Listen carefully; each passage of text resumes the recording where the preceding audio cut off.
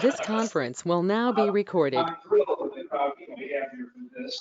Um, Sales is in my heart. That's what I've been for most of my career. And what you are all doing is so different than what I did. I can't begin to imagine. The challenges are many. We have two of the best possible people to tell you not only about kind of where we are, but more importantly, where we're going. Because I think the future of our business is bright. Sometimes we don't think that, sometimes we don't hear that, but we have two of the leading, really, spokespeople for sales training, but optimistic sales trainers. And I think that's something that I really believe is extremely important because we have to believe before we can expect others. And so we're going to have some great training here today. There's so many people in the room I'd like to introduce, some of the board members and things like that, but maybe we'll get a chance to kind of go around the room and talk. But there's a great turnout. We're glad to see the room almost full, and we're glad to have you all here. I'm going to introduce our two speakers. First, we have two radio legends. In particular, one that was just acknowledged by the NAB this week. He and his brother, Jacob Paul, were put into the NAB leadership broadcasters for the whole industry. And I've known Paul for years. We worked together in public broadcasting. He loves broadcasting, and he and his brother just do an outstanding job. Their newsletter is must read every day, and if you miss it, you miss a lot. So we're glad to have him here. Pierre Bouvard, I know there's an awful lot of people here from Cumulus, and again, people call Pierre the national spokesperson for radio sales and radio training. His reputation precedes him here. Couldn't be happier to have him. And I do want to especially thank Westwood One for providing Pierre to us today, because that was a very nice gesture on your part and the company's part. So I want to thank, I know there's a lot of folks in Cumulus and some people from Westwood here. So I want to thank your company for making Pierre's possible today. And I also understand, I'll brag about your daughter. She's a freshman D1 scholarship athlete, and I think by his own surprise, probably wasn't supposed to be playing this early, but she's going to be performing in her first meet this weekend, and I know you're a man on plane to get back to see that. So, yeah. Congratulations for that. Two great people. I'm going to get out of the way and let them take over. But thank you all very much for being here. Thanks for participating in JV. Raise your hands if you're with Cumulus or Westwood. Half of them. Okay. Yeah, you can take your shots at that. Hi, I'm Paul Jacobs. Pardon my voice, COVID voice. Caught it for the first time about a month ago. Everything's great, except my voice just won't come back. Which is really hard for a guy who was a public speaker. But yeah, that's pretty crazy. Anyway, I'm going to do, around the first hour, and then Pierre's going to do his thing, and then we're going to have a chance to sit around and have a chat. In a room like this, and a topic like this, it is very easy for me to talk for the next 45 minutes to an hour without taking a breath. That's what I do. It would really be better if you stopped me at any point and asked a question or challenge something I say or whatever. Because frankly, this isn't about me. It's about you being able to walk out of here with an idea or an approach or something. And so if you want me to expand on anything, let's really try to turn it into a conversation. Also, don't take pictures of the slides. I'm going to make it available. You can have it. And if any of you next week have like a follow-up question, just reach out to me, paul@jacobsmedia.com. This is really about helping you all look at our business differently, look at opportunities, and embrace change. And most importantly, make more money. I mean, that's it. I'm a radio sales guy. I started in the business in radio sales 2 days after I graduated college. I became sales manager and general manager of rock stations in Dallas. Pierre was my arbitrage rep. So true. And then back in Detroit, which is my hometown. And I joined my brother Fred, who had started a programming consulting firm in the 80s. He's the guy who created classic rock. And I came to him and I said, look, it's great you're getting ratings for our clients. How about some revenue? Who knew? And it worked out. And I've been with the company a long time. We work with a ton of broadcasters in commercial radio, public radio, Christian radio. And I work with everybody on sales. And I talk to advertisers and work with salespeople and things like that. But as you're going to see, I'm not a sales trainer in the traditional sense. I can't help you figure out how to close or prospect. That's not my skill set. My skill set is strategy and vision and looking at opportunities different. That's what we're going to talk about today. We're also a research company. We do the annual tech survey at Radio. I'm going to go into that in a bit. I'm going to share with you some findings so you can get a sense of what the audience is doing. Because at the end of the day, I believe radio has two key value propositions: audience and content. And how we look at them differently is how we can amplify our revenue opportunities. So the tech survey we've been doing since 2005, it's an annual survey of radio listeners. And we learned one key thing at around 2008, and that was iPhones were going to be hot. So out of the blue, we decided to create a mobile app company. And it's been around a long time now, literally from the beginning of the App Store. We developed App Store radio, non-radio. But what that has done is given us a view of digital content consumption, not through the radio perspective, but through the other side. And so we've really seen and now understand mobile opportunities. I'm going to spend a little time on that today. We're in Detroit. We began to see big changes happening in the dashboard of the car and realized that radio's relationship with the automotive industry was less than zero, even though we have radios in there for free since Henry Ford. And we saw radio dashboards changing and began to work with the radio and the auto industry. And we brought them together in Detroit for 3 conferences several years ago. And we now work with the NAB and we work with other providers because there is actually, I didn't put the slides in here, there are revenue opportunities in the car that hopefully we'll talk about today. I came in through the boomer revolution. We'll talk about that tomorrow morning, about how boomers changed the world and radio responded with this new high technology just for them called FM. Well, here we are again. We boomers are aging. Now we've got millennials and Gen Z, and radio is not their first choice. But this is where the content value proposition comes in. We have the ability to take our content and create new content and meet that audience where they are and become relevant to these next generations. So we do a ton of research on the millennial side, podcasting, and finally, and this has been a real trigger point for us, we go to, have you ever been to the Consumer Electronics Show? Few of you. Go. Save up your money and go to the Consumer Electronics Show. We go every year. We bring tours of broadcasters every year.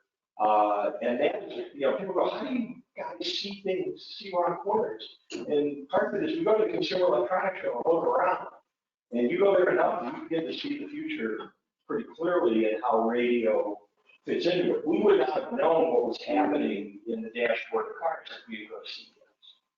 So getting out of that radio bubble, which any of you can do. There's conferences in Georgia and Atlanta all the time. It might have nothing to do with radio, but it might have a lot to do with technology or media or marketing strategies. Go. That's how we get smarter and how we learn things. So let's start off in general. My favorite cartoon. Going back to the dawn of COVID. Pre-COVID, everybody was just kind of going, okay, yeah, we got our digital stuff set. We're streaming, we got a mobile app, we got an Alexa skill, nothing to worry about. Then COVID exploded on us. And while it certainly impacted all of our lives and everything else, it also impacted greatly consumer behavior. In 2021, there was no CES. We hosted a virtual Consumer Electronics Show. And one of the lead economists showed this chart. This is 1 year after COVID started. And they looked at these 4 dimensions. And they looked at them from what were each of these projected to be in the next 5 to 10 years. And what happened in the first year of COVID. So e-commerce, buying online, increased 10 years of projections in the first 8 weeks of COVID. What did that do to your local advertisers who didn't have an e-commerce opportunity? Huge. Telemedicine, 10x growth in 15 days.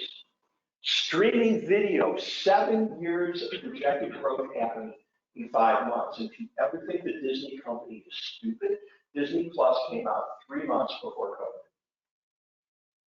Yeah, and everybody's at home and they're subscribing to see The Little Mermaid. And then remote learning. The bottom line is, whatever we thought was happening with digital as broadcasters, oh yeah, it's going to grow like this. No, it exploded. And it is going to. Consumer behavior and the way they control and consume media, their lives, and everything else has really changed. Now, what's happening in our industry? Well, we've gone through our own transformation.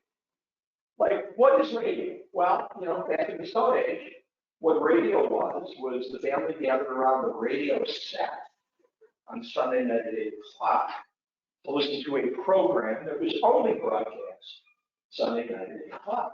So that was the socialization, the way we listened to radio. Then we became unleashed. We showed up in bedrooms. We used to show up in hotel rooms. I always check. This hotel does not have radio. We should only stay in hotels that have radio. We'd be in the red roof thing. Not good. Then we got the car, and as I said, we got the car for free. And then, hey, we went mobile. So, but if you think about it, it really didn't change much, because for the first 80 years of our existence, radio came out of radio, and that was it. What's radio today? Well, we were talking about Alexa skills, mobile apps. Is that station in the room? You guys? Yeah, I was trying to get a local one. We appear differently in the car. We can be time shifted. We can be chopped up. You don't have to listen to War of the Roses at 8 a.m. with Sally and Bobby because it's posted online at 9 a.m. So our business has changed. Obviously, we need to keep changing. And then podcasts and on demand. So, we have done a nice job as an industry evolving, buying the gadgets. But what I want to talk to you about today is how do we jump further? What is next for us? Because it has direct opportunity for you as sellers and outbound. And again, I invite you to ask questions, stop me, argue with me. Just don't throw things at people. Why does this matter? Well, according to BIA, look at the central dot. In 2022, local, not national, local ad revenue is projected to be $173 billion. And you can see on the left and the right where all that money is going. But look at traditional media at $88 billion and digital media at $85 billion. So the advertisers are speaking and they're saying, we're looking for digital. And they are moving money there very fast. Now, what's happening in radio? Well, this is from Burrell in 2013 to forecast 2021. And this is traditional radio spend trajectory. It's not going up. And this is the digital spend. So there's a dollar shift going on. Now, just, when I sit down for the first time with a radio sales staff, I don't tend to do this, but I really tick them off in the first minute because I'm that guy. And I sit down and I go, okay, show of hands. How did you want to make more money in 2022 than 2021? You'd all raise your hand, right? You're embarrassed right now because you know there's something coming. I'm going to make more money this year than last year. They all raised their hands. I go, great, stop selling radio. And they get pissed at me. And I'm like, no. Show me how you're going to create more revenue if all you're selling is radio. You're going to have to find a whole lot of new advertisers or convince a whole lot of people to take their money out of TV or SEM and SEO or whatever else they're spending. So we have to adjust to where the money is. The money flow is not coming at us. The money flow is coming adjacent to us, but it's not out of reach if we begin to think about our business differently. And here's where the dollars are headed. This is a projection from 20 to 2024. And here's radio. And in 2020, radio took a beating. Remember, you were showing your scars. 2020 kind of sucked. So that was a really low number. But really, there's not a significant amount of growth. Look at digital. Where do you want to be? What do you want to be selling? And the cool thing is, as radio people, you can sell both. So that's what the opportunity is. These next two slides are the most important slides I'm going to show you. Take them. But this is really the crux of this entire thing. You know, as I said, I've been selling radio for a long time. And traditionally, our goal as an organization is to get as many listeners as possible to the radio. Right? Drive up those Nielsen ratings. So no matter what we did, even digitally, everything is driven toward growing that center dot. Every employee we hire is to drive ratings. Okay, that is how our organizations are structured. Well, if we're in a declining revenue situation, or even a flat revenue situation, that is not a sustainable growth strategy. So I think we have to look at what we're doing, look at the way our organizations are structured, and look at the way we're selling that is more congruent with what advertising, with where the dollars are. But also, as you'll see today, where the audience is. So I think there's a new model for radio. And it is really amplifying what we do best, which is create content. And then taking that content and getting it out to you. So what we want to do, and notice radio's the biggest thing. I'm not saying get out of radio. Radio's cash cow. Radio's what brought us to the dance. Radio is local. I mean, all that stuff. But it is in our best interest to grow other businesses around it, whether it's an event business or a successful mobile business. I'll show you examples later on. And to grow all of these things. And by the way, our superpower as an industry, what nobody will take away from us ever, what Spotify and Facebook can't do, is we have a power to move audience wherever the heck we want. So if we tell them to go to a grand opening, or download a podcast, or go to an event, they do it. Radio works.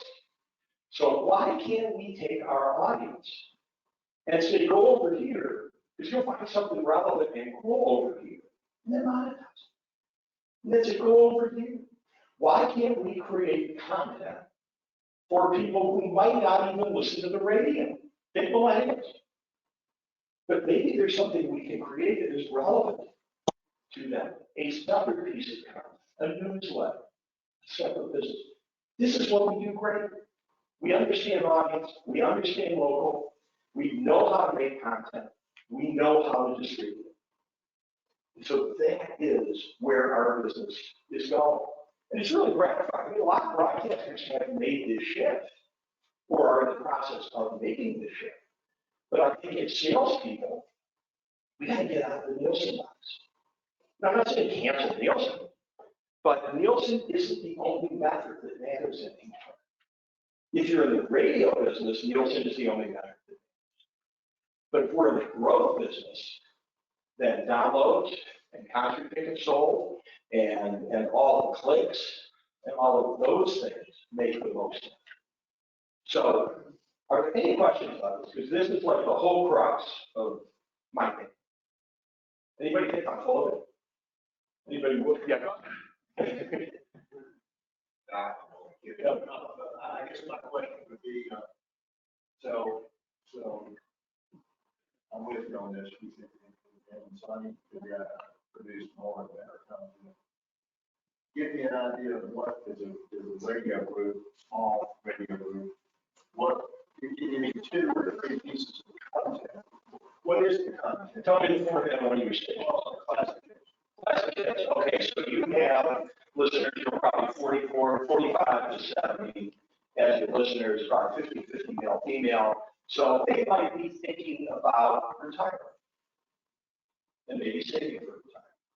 So maybe you partner with a local financial institution and you create a weekly financial newsletter that goes out via email or via subscription. And you sell that or make it a subscription service. That's it. Wait a minute. If you were consulting me, would that be the first one? First thing, I don't have anywhere close to enough people or people with the acumen to do it. Just give me 1 or 2 that you can say, these are your low hanging. that could be one. And again, notice I said partner. And that was because I assumed you didn't have people with the expertise. Let's say, for example, you have a host, an on-air host that loves to cook. It would be an assumption. Let's say you got a host who loves to cook, loves recipes. You could create content around recipes. It has nothing to do with your radio station. Okay? And I'm completely respectful of the short staff thing. And by the way, I'm going to show you all this stuff, do all these things and everything else. My approach, do one thing. Don't do all these things. Focus on one thing. Make it good, make it profitable, and then go to another thing. Okay, so yeah, I'm not saying you're going, you've got to go all digital and hire 12 people because you're not going to do it. And I'll throw something in on that. Every financial company in your market, the Merrill Lynch guy, the Morgan Stanley guy, the Wells Fargo guy, in their company, they are producing this content. Like they have newsletters, they have financial planning stuff, they have all that stuff done. So you just get the Merrill Lynch guy to come on and do the content on the air, they pay for it, and they do the newsletter. So these companies are turning out this stuff, but they don't have the big platforms that you do. And I'm going to show you an example in a bit from an unrated market where this radio group that probably is not dissimilar to yours has created a 6-figure annual product with a 95% profit margin by repurposing their own content. So I'll show you that in a bit. Okay. Any other question? Cool. So I want to walk you through some of the tech survey because I want you to understand that it isn't just me showing you where else lies and where the money is going. I want to show you where the audience is. Because if we don't understand what the audience is doing, how the heck are we going to sell? So here's the deal. Tech survey is a very unusual piece of research. We have 474 radio stations who sent an email out to their database saying, please take the survey. We have over 30,000 respondents. We do it in early January, first of the year. So when you see, by the way, the 2020 data, that was pre-COVID data. You're going to see some interesting trends. You see what the impact of COVID was. This is not projectable. This is not a Nielsen survey that is stratified to the audience, to the population.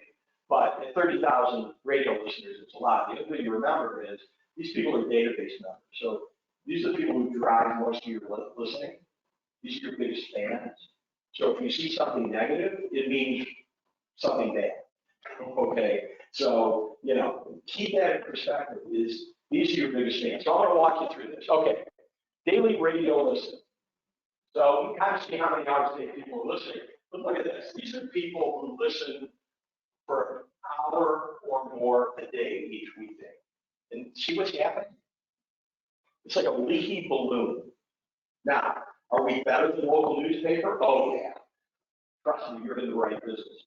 But the fact is, there is less radio listening going on, even among these people. Now, have they shifted to other platforms? Yes. The other thing to look at, there's your future, is young people. That's the problem. You got to come up with new gateways for young people. Now, how are they listening? Should we say the average day, how do you listen to the radio?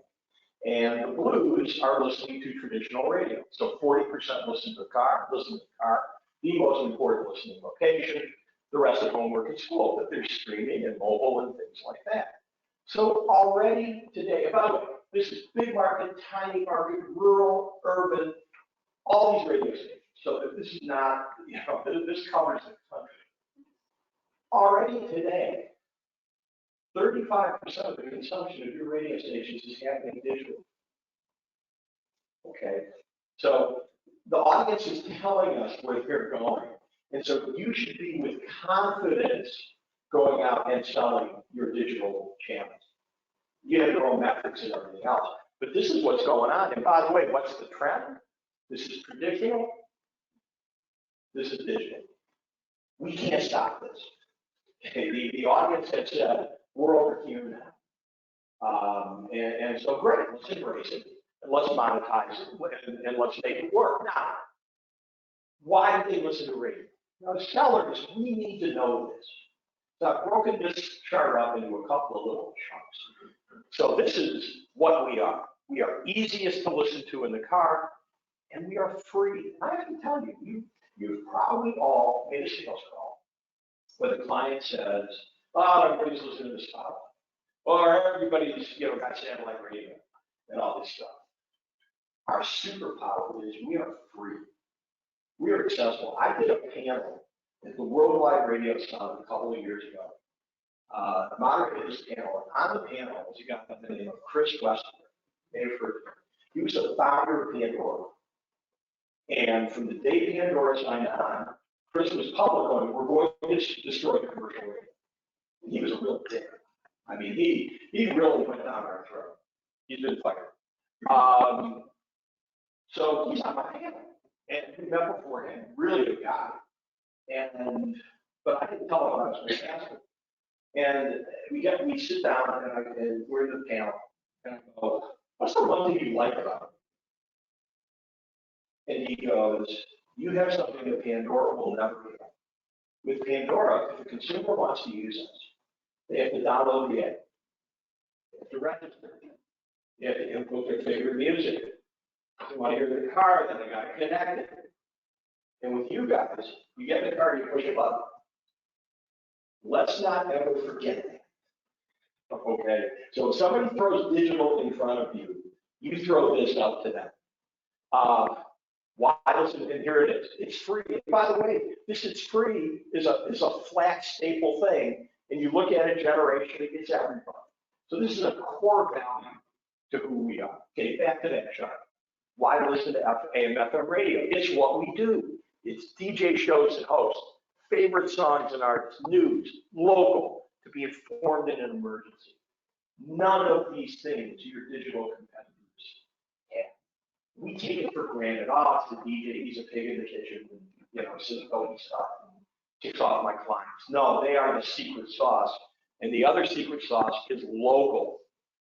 49% strongly agree that the most important thing about our industry is local.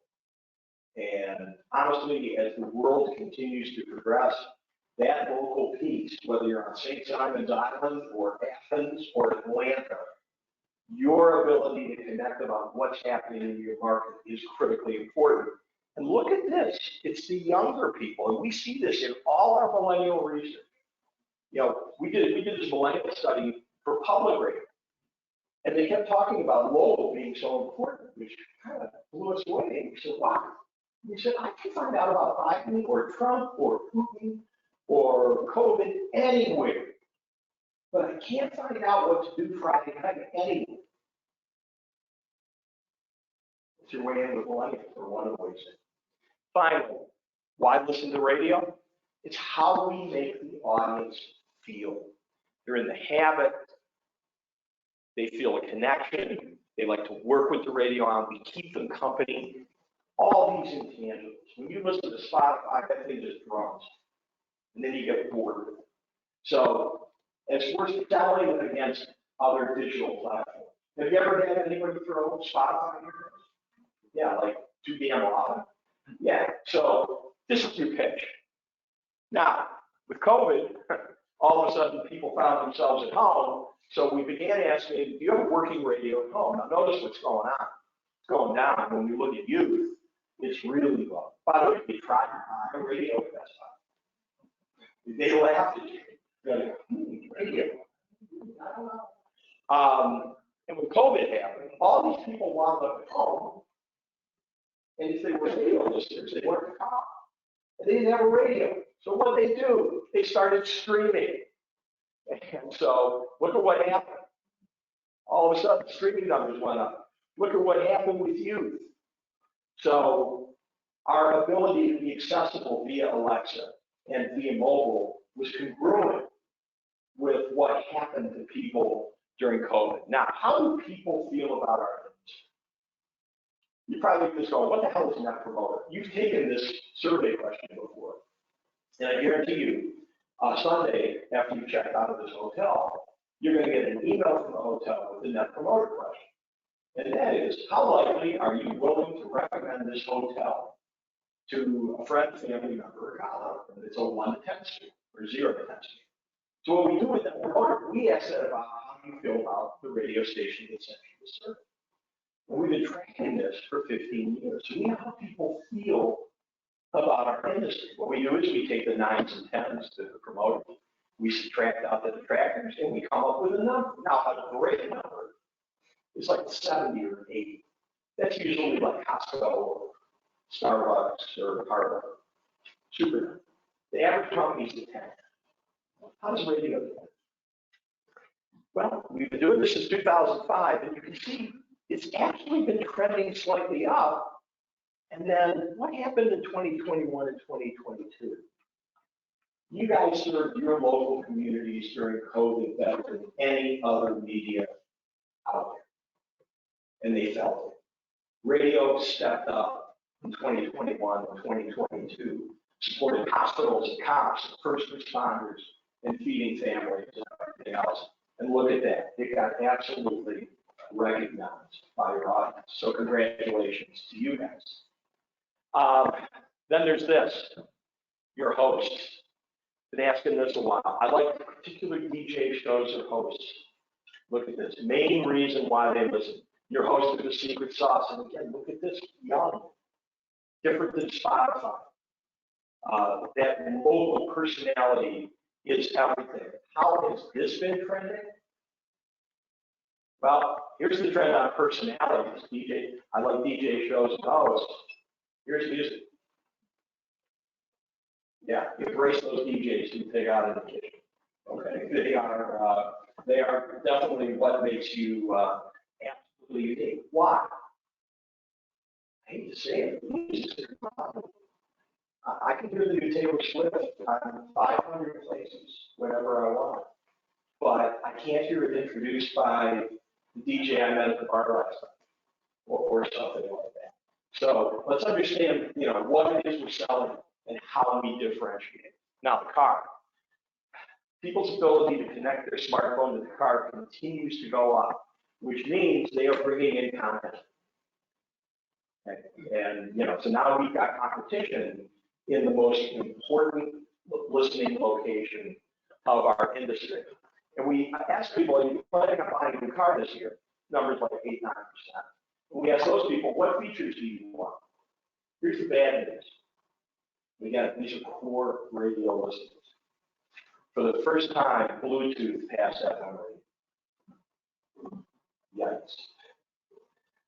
Better do a mobile app, or at least be tuned in or something, because you kind of see, and remember, these are core radio listeners. And now, AM radio is very low. AM radio is low for a couple of reasons. There were a lot of AM stations that participated in the survey, but AM radio is low. I mean, let's just embrace, what the situation is. But we're doing fine, but this Bluetooth thing is definitely a thing. How is audio listened to in the car? We asked them, what do you listen to when you're in the car? 56% listen to AM/FM radio, and then you can see they're into these other things. Now, if I had done this a decade ago, it would have been 90%. And so that's how much competition is coming.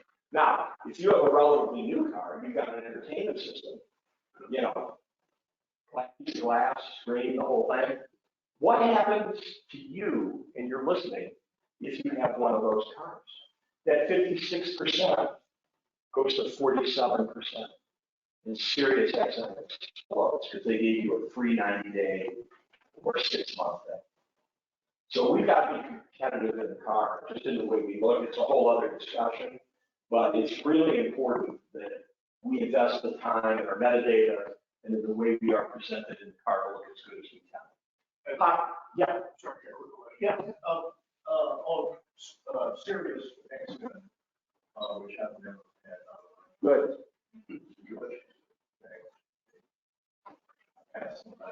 But have you guys done research about, is it top of mind with people that say, oh, yeah, I listen to channel 281? We actually asked a whole series of questions this year for the first time. Were you involved with that? We actually, for each format, said which Sirius XM channels do you listen to? So if you're an alternative listener, you listen to the Spectrum or, you know, or All Nation and things like that. Yeah, we've actually now done that research. It's about 6-7% of people who gravitate over there. And so if you want the information like on classic disc, shoot me an email. I'll let you know.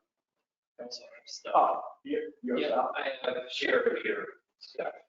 And if you, yeah, if you want to look at their audience size, you need an electron microscope.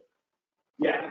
Very small. I guess I'm really asking, how do people top of mind if they do listen, if they're a heavy user of Sirius XM? You say, well, what's your favorite Sirius XM station? Do they say, oh, I like somebody else's station? Or do they say, I listen to 281? I don't know the answer based on just conversations I've had with people. They know the name of the station. I don't know the numbers. Because what Sirius did brilliantly with new cars, because if you have Sirius, I can listen to just 106 and Mix 98 and All Nation, and they're all the same in my button tray. And they made it very easy to act. So the content is just totally accessible. So, okay, podcasting.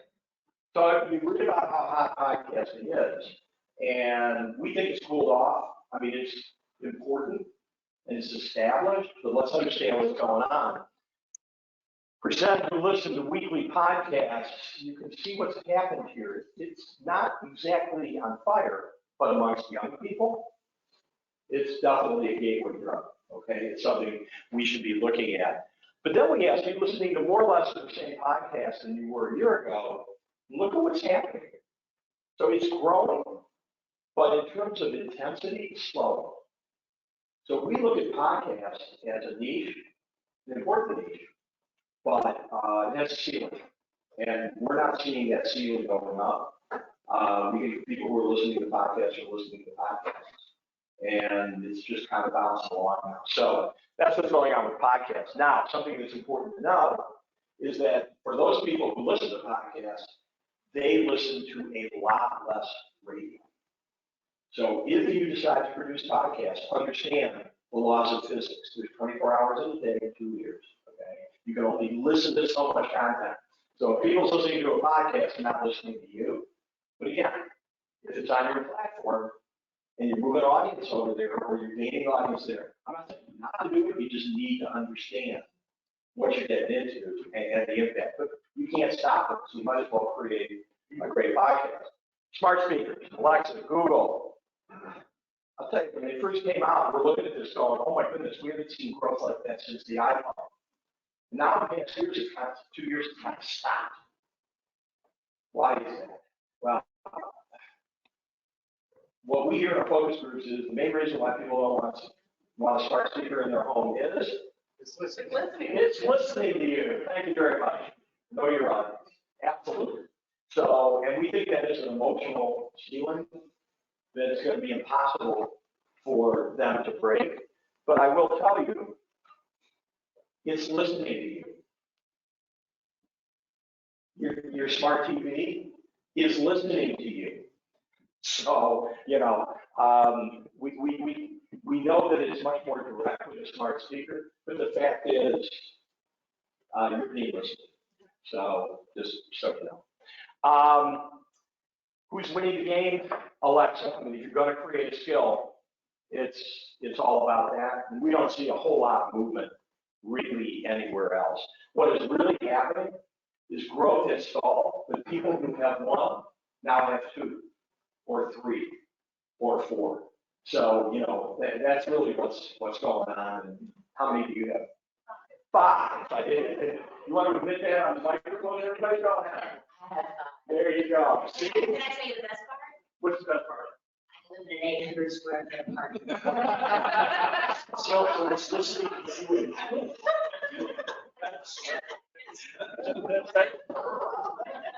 Are you interested in that? Yes, I got this yes, and I just started putting it in. So like when you go, hey Alexa, do they all respond? So they have different names. One's Echo, one's Alexa. It depends on where I get How do you keep your life straight? Well, there's one that's the whole apartment. I use that a lot. And then you get the whole. Wow. I say this with all due respect. You are a unicorn. That's really amazing. What are they listening to? Well, they're listening to streaming, but we're kind of up there. The biggest thing I see happening with radio and smart speakers is we stop promoting them. The station gets a smart speaker, pumps it for 3-4 weeks, and then forgets about it and moves on. Well, people are getting them all the time. By the way, helpful hint, if you have a mobile app, or you have Alexa, or you have both, run promos like crazy about your app or your skills the week between Christmas and New Year. Christmas, that's right. That's exactly right. To simplify, yeah, we have mobile app companies, so I need to see all the metrics. The downloads go crazy that week. So just, you know, tell your program director or whomever to do that. Now, I showed you the bad news about podcast impact on radio listening. Smart speakers are additive to 90% net positive because it gives people another way and another place to listen. So that's a really good thing. Mobile phones and apps, you know, it's funny. Some people say that, you know, apps are slowing. And I'm like, no, they're not. They're absolutely not slowing. But what's amazing is 1/3 of your audience does not know you have an app. It goes back to what I was just talking about. We get the app, we get excited, we promote it for 3-4 weeks, and then the promos become, hey, download you are. So I live in Michigan, where it's like cold. So what happens, like in the winter, people leave, like come down here in Florida. So we have our stations north. All winter go, hey, if you have a winter home, bring us along in mobile app. And in the summer in Detroit, everybody goes north. So we flip the promos and say, hey, you're going up north this summer, bring them over. So begin to change the wording and make it download our app. Make it about them if you want to download. How do people feel about station mobile apps? Unbelievable flat, good flat. Y'all done a good job. So, you know, this is good. Now, my complaint. Most use app features, stream. Then you can see a variable list. Y'all have spent money on mobile apps on the most amazing, powerful device, more powerful than what powered the space shuttle. And you've turned this into a transit domain. We are so underutilizing the one device people sleep with. Okay? Go to the bathroom with. Don't admit it.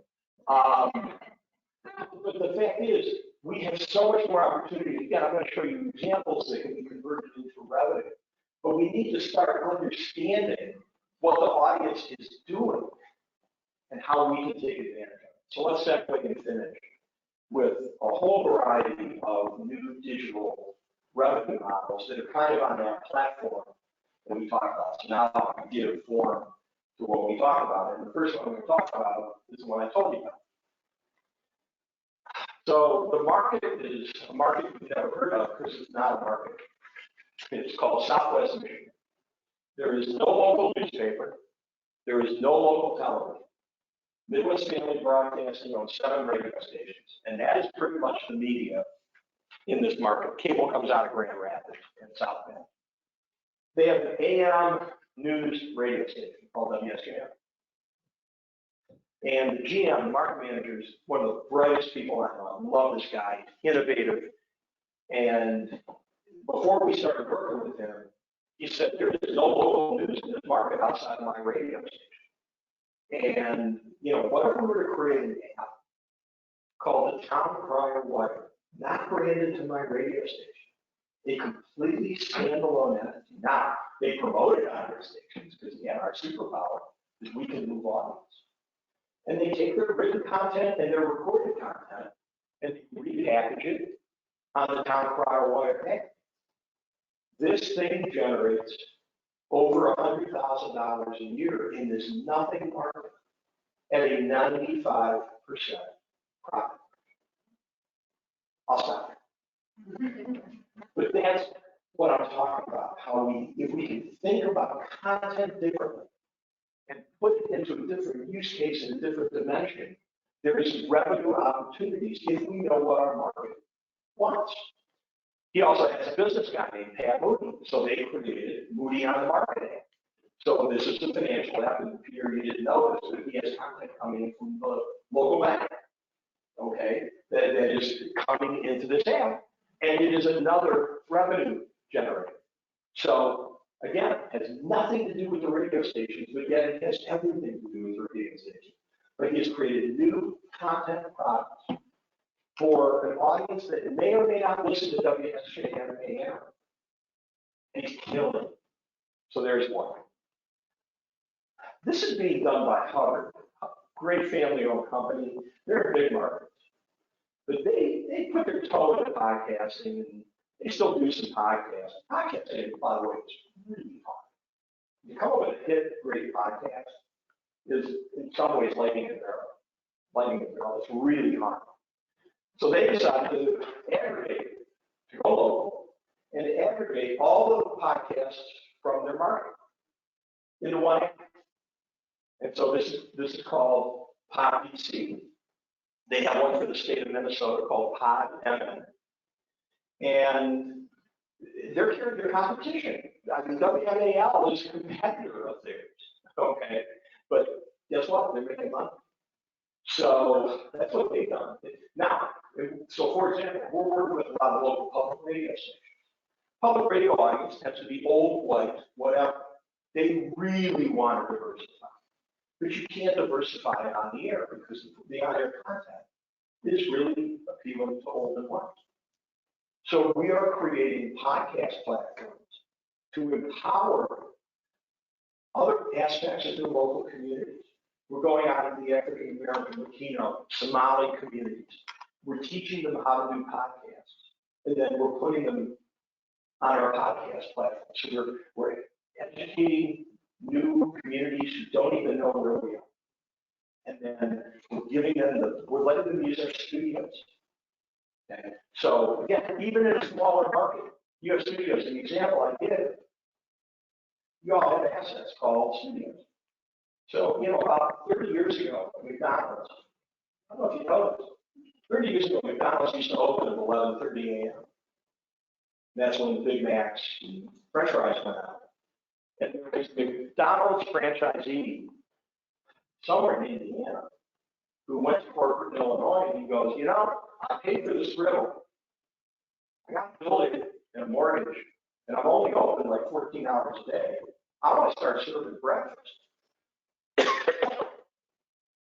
So they said no. He did it anyway. He didn't invent the Big Mac, but he started selling scrambled eggs and pancakes. And guess what? McDonald's in the world opens up at 5:30 in the morning now, and now they're fully utilizing the asset that they invested in. You have studios. Everybody goes home at 5. Could you create a podcast development opportunity for other communities or listeners or whatever? And then you'll have content to distribute and sponsor and grow. I'm sorry. Yeah, no, in your first example, there were two different apps, and then this last example was kind of a consolidated app. Yeah. How many apps are people willing to put on their phone? I'm sure that's probably. Yeah, I mean, it's 30. Okay, so are we better off trying to consolidate one app or asking, if we have 5 stations, do we need 5 apps? Or- I'm going to sound like a consultant and say it depends. It really does. I am of the opinion, as a mobile app seller for my company, or owner of it, not every radio station should have their own. Okay. Big radio stations that have a lot of great content absolutely must have their own.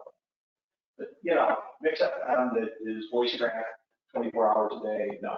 So particularly in smaller and even rural markets, we actually recommend aggregating things. It's just much more cost efficient. And, you know, to me, it's realistic. I couldn't find a good radio example. This is Axios. I don't know if you're familiar with them.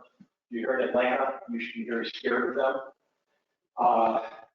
But they are creating daily newsletters in 50 cities around the United States. And they are really, really, really good. Okay. And so we started in tech surveys this year, starting to ask about newsletters. And 62% of the radio audience gets a daily newsletter from somebody. It was like, oh my goodness. So here's another. Again, it takes time. Somebody's got to write it. Maybe it doesn't come out daily. I work for a public radio station in Fairfield County, Connecticut. It comes out weekly. Okay. People are downloading newsletters if they are well timed. And they don't, and a newsletter is not about the radio station. We have to stop selling radio. We have to use it to create other content. So it can be recipes. It can be raising kids. It can be whatever topic you think works in your market or what part of the community is not being served. That's where the opportunity is. But I'm telling you, newsletters are hot. Advertisers love them. They're clickable.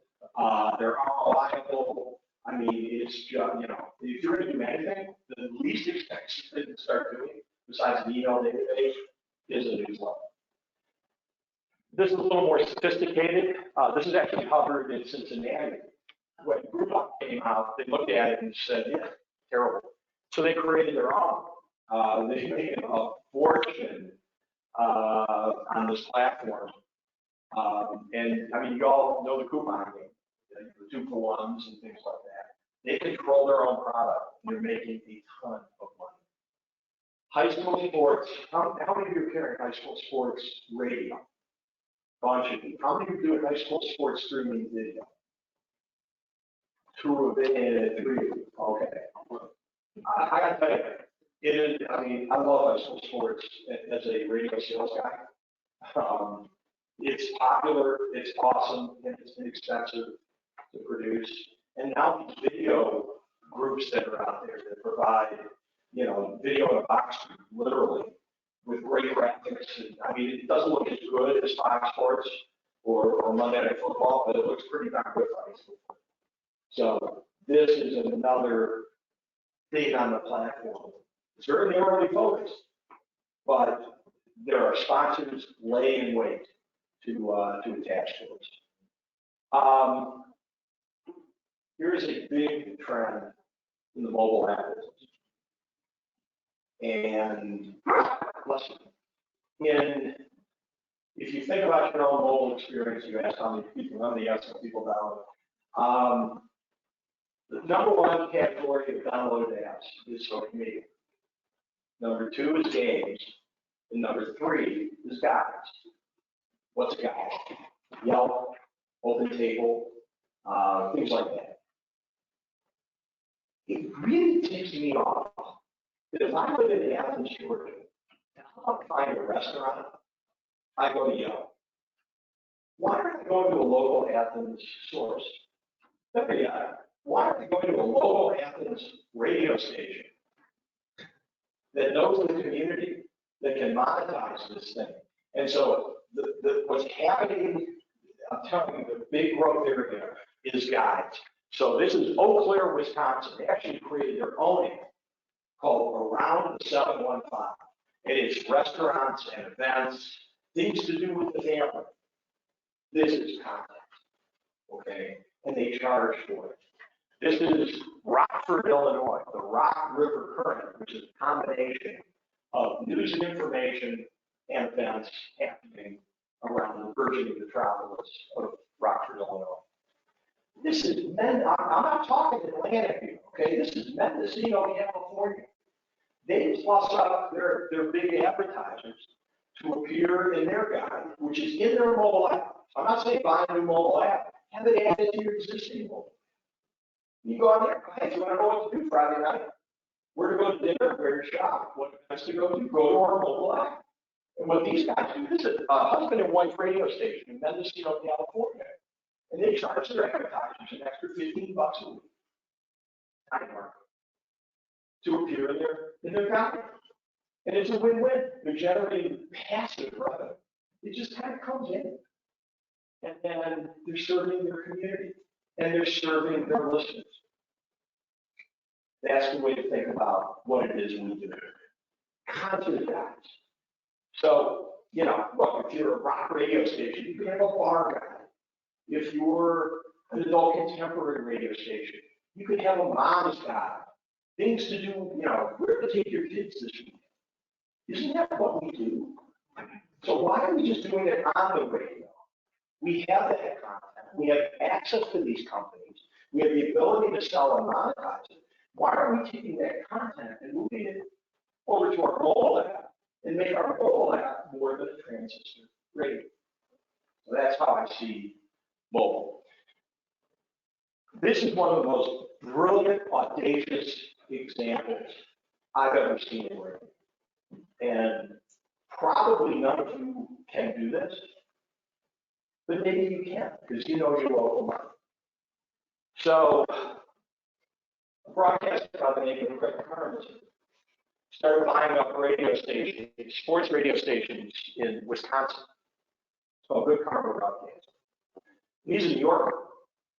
So, what do you do when you live in Wisconsin? You go to Lambeau Field. There's nothing else to do in Wisconsin. And it's cold.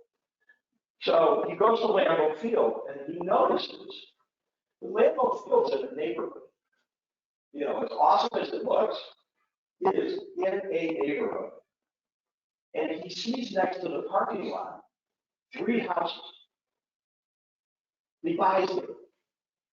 They're literally, that's the backyard of one of them, right there, next to the stadium. Yeah, they are there. He calls them the Thunder Trio. He remodels them. He goes on the radio and promotes them. Every weekend there's a Packers game. And he leases them out for $10,000 a weekend for all the home games. So he's generating $30,000 a week. And I just looked at this number. It is freaking great. So why couldn't you do that at the Georgia game? Again, you know your market better than I do. This is not for everybody, but to me, it is an audacious example of looking at our audience differently, okay, and saying, how can we move the audience someplace else? Plus, the other great thing is it's right on his brand, because all he owns are sports radio stations. So anyway, probably not doable like a guy in your mobile app, but I want to expand your thinking. I want to expand your thinking as sellers and managers and owners to what can be done when we start moving the audience around. The final one I'm going to share with you is semi-silly, but strategically brilliant. Again, as we talk about utilizing content as the core of our strategy. So this is an adult contemporary radio station in Madison, Wisconsin. We did their app. And they called me last Christmas Eve. And they said, you got to check our app out this weekend for Christmas. I'm like, oh, okay. So on Christmas Eve, I started getting text messages from the app going, Santa's in Rome. Come to the mobile app and see Santa in Rome, on his way to Madison. They created this brilliant Santa tracker for moms and their kids. So on Christmas Eve, families sit around with the mobile app and it keeps refreshing. So they started off with a countdown. They completely changed the look of their mobile app for Christmas. Believe it or not, these are all the videos. So this is Santa in Chicago, Santa in New York, Santa in everything. And every time Santa hits a market, a video pops up, which is literally a still photo of New York City with kind of this animated Santa going through the city. It's dopey, it's raw, and it got thousands of downloads. The sponsor was ecstatic. Again, we got the we got that, and then at the end, Santa made it to Madison, and it popped up. And again, silly. It cost them like $200 to license the videos, and that's all it cost them. But they creatively used content to generate this digital event that was completely congruent with their brand and their sponsors and everything else. So, as I promised you at the beginning, there's a lot going on. But as somebody who has been in the business almost as long as I Rosenblatt, we have so much opportunity. It used to be, if you own a radio company and you want to grow your audience, what do you have to do? You have to buy another radio station. You had to call a broker, dump a few mil, and then fire the staff and hire the staff and go through all this pain and agony, build the thing up and everything else. The barrier to entry is now nothing. I mean, a Lexus scope can cost you a couple $100. A mobile app can cost you a few thousand. Content creation is what you do. And so when we sit down with advertisers, when we sit down with salespeople, I really hope I've been able to give you a different way of thinking of what business we are in. Because we are no longer in the radio business. As I said at the beginning, that's a flat strategy. We want to grow. We want to make more money. We want to impact more people. We want to become more relevant in our communities. And we clearly don't want to lose out to Spotify or Sirius XM. And the way we do it is to make this kind of pivot. And I believe you will make a significantly more money, by doing this pivot and beginning to, really look at your audience and content. So I'll stop there. Are there any questions here? Yeah, go ahead. You again. In Madison, did your AC station, is the center truck standalone app? No. What they did was they redesigned their mobile app for the weekend. And then as soon as it ended, it went back to normal programming. Oh, you can still listen and, follow those things. But it was just brilliantly in tune with where people were. And that's why I gave that example. Because I thought it was so brilliant. Yeah. Is there any kind of average revenue people are paying for sponsor? What for sponsor? No. No. Can you share what a common, small market, what they're charging advertisers? For what? For a display ad or for a banner ad in a mobile app or a pre-roll? Well, you were talking about these specific things. So like the Santa Tracker. Yeah. The Santa Tracker was a $5,000 sponsored Madison discount. So you can relate that to whatever market you are. Now, it wasn't just the Santa Trackers. It was 3 weeks of on-air mentions brought to you by. And by the way, selling digital, my opinion, I never want to sell one digital product if I'm selling a content sponsorship like Santa Tracker. I want to sell an omni-channel package. First of all, you can charge more. Second of all, you can guarantee it works. Okay, so I want on air, I want on website. If we do an email blast with the sponsor's logo, I want to get every touch point I can get to ensure success and plumb up for it. Are those people billing that as alternative revenue? It depends who owns them. The smart ones are billing it as digital revenue because they see it. And I think I would recommend to stations, to get way out of where we're talking, is to set up a different P&L for digital. Because there's expense and there's revenue. And if we can't measure it, we don't know how successful it is. And if we have separate P&L for digital, it becomes more important because you look at it every Friday or every day or however paranoid you are. But I think that I don't really have to look at it as a separate. What? Every 20 minutes. Yeah, okay, yeah. Oh, no. Damn, we're flat. Yeah. Is it possible that your presentation of the last hour is mostly geared toward medium market to large market radio experience as opposed to what I am, which is a very small, might even be called community rural sort of market?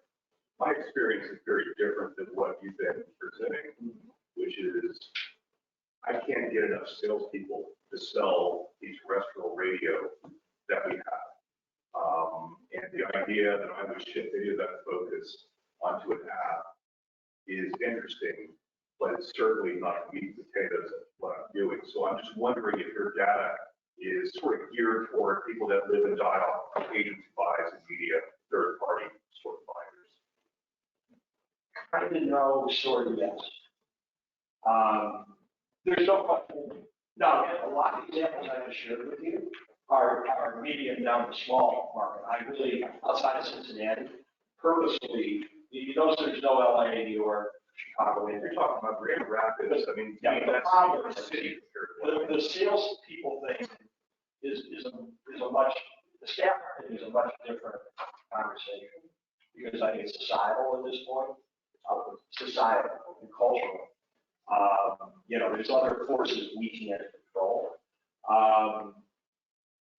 But I have a question for you, and I'm not asking this to be provocative. You know your market, and I don't. But I deal with a lot of broadcasters.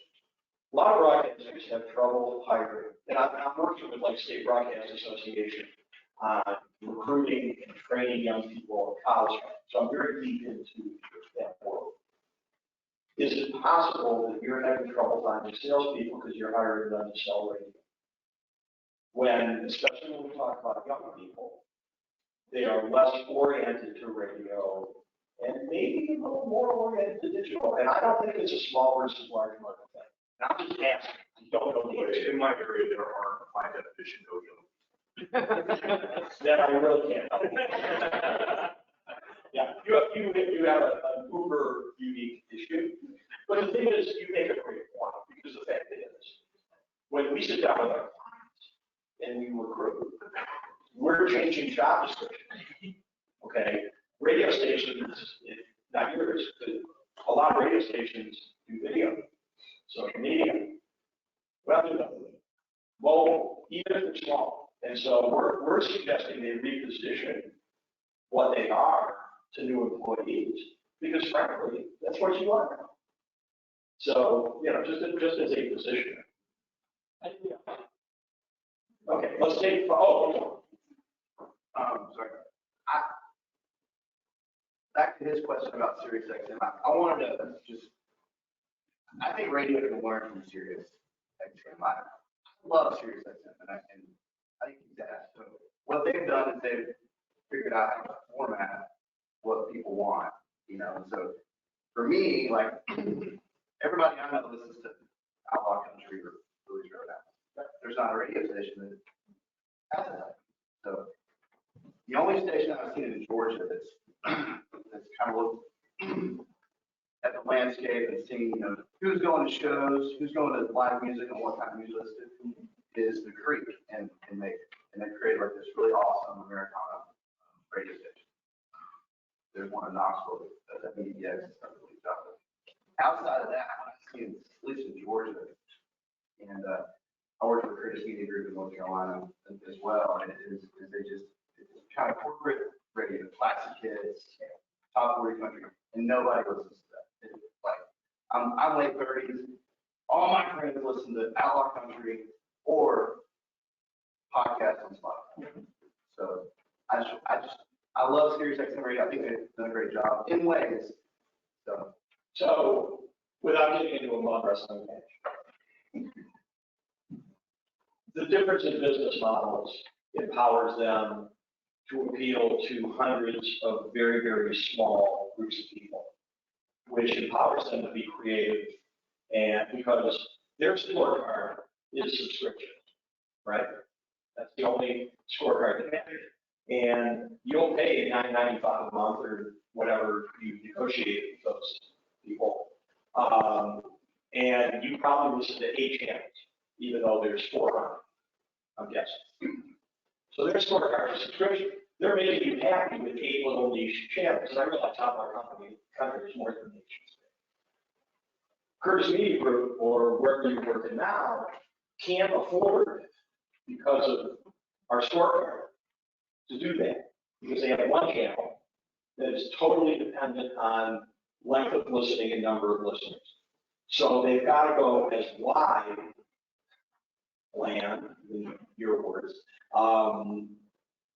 they can't take risks, because every time they take a risk, in Raleigh, and they lose a meter, they're screwed. So, that's and then the other thing is we have those awful things in radio, the Sirius XM doesn't have call commercials. But that's better. And, that's what we have to do. So we can't fight that war with them because they're a completely different business model than we are. And they don't have ratings, and we do. And if we've only got one channel or even 7 channels like Curtis does in Raleigh, you still can't go that way. That's why we call it broadcast. So it's a problem. Now, what's the Curtis country station in Raleigh? I worked in Boone. We had 161 on the highway. Okay, so you're the highway country, but nothing's stopping you from creating streaming channels that is a complete ripoff of outlaw country. Yes, there is. Sound exchange. Well, there's that. There'd be, that's you know the issues I can't deal with. Call Curtis the channel. My point is, you can do that if you choose to do that. Bottom line is, we have 2 very different things. And so they're going to be what they're going to be. So what can we be? Local. We've got to, as I said right at the beginning of this thing, we've got to really expand on our strengths, A, and B, in a flat to down revenue market, we've got to create these other opportunities. And by the way, to the gentleman over here who's asked numerous questions, that you could do. The other really big revenue opportunity is events. Partnering, creating your own. Because again, free marketing, we move the audience to come to the county fair this weekend and see all of it, or whatever. So what I hope I've left you with is not necessarily any specific idea. And we come up with all kinds of big ideas, because they all exist. We do live in the modern world. Hopefully what I've been able to do is get you to understand thinking about what's possible and what's necessary. So I think we're a great opportunity. Our base business is okay. Our base business is going to be okay. But if we do want to grow, we really, as salespeople, it's our job to be listening to our customers, knowing our audience, identifying areas of opportunity, and begin to look at the business we're in differently. Stop just selling stocks. Okay? There's a lot more out there, and that's really where the revenue is. Okay, one more question, then your question. Quick, do you have any research or maybe here hasn't, but on a threshold of people to pay another micro monthly amount, streaming or whatever? It's subscription. So people are actually starting to back off of subscriptions. I mean, they're still doing a lot of them, but the recent inflationary wave has created some turbulence in the force.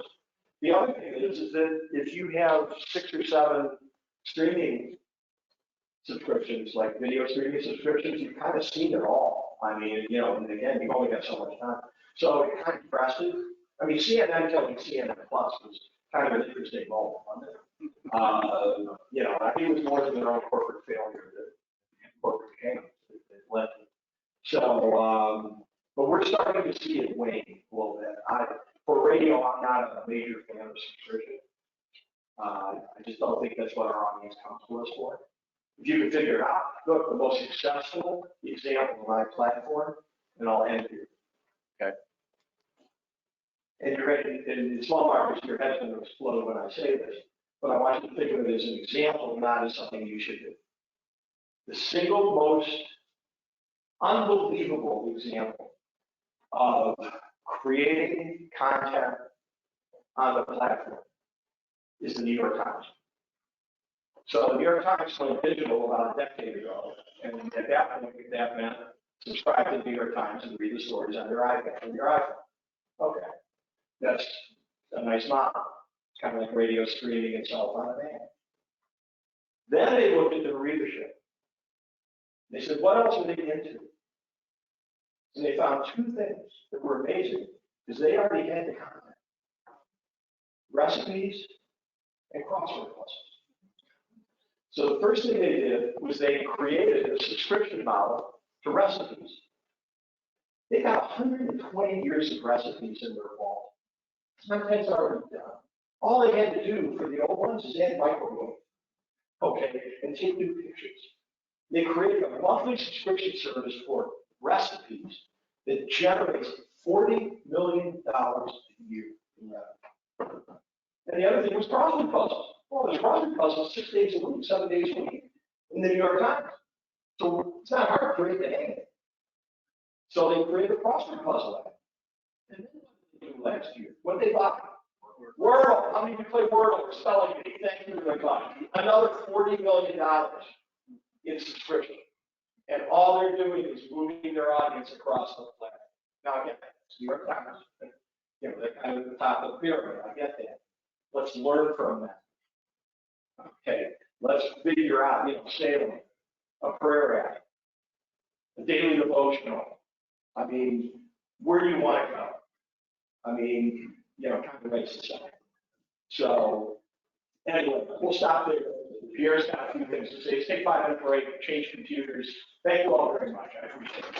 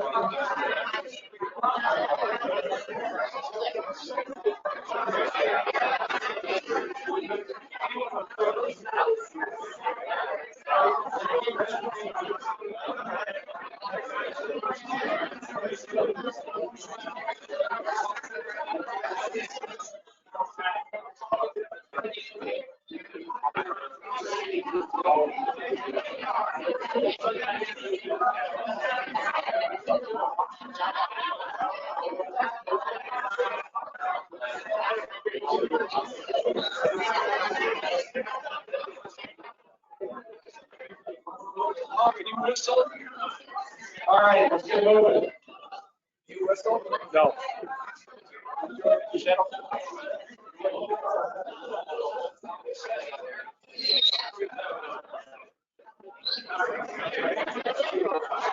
All right, we're getting started here, guys. Y'all ready? Come on, get your seats. Let's do this.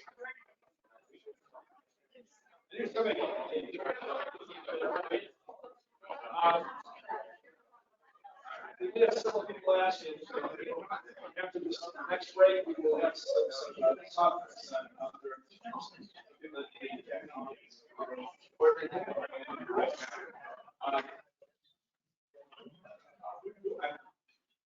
I just want to ask you, maybe with some applause, did everybody benefit in that first hour?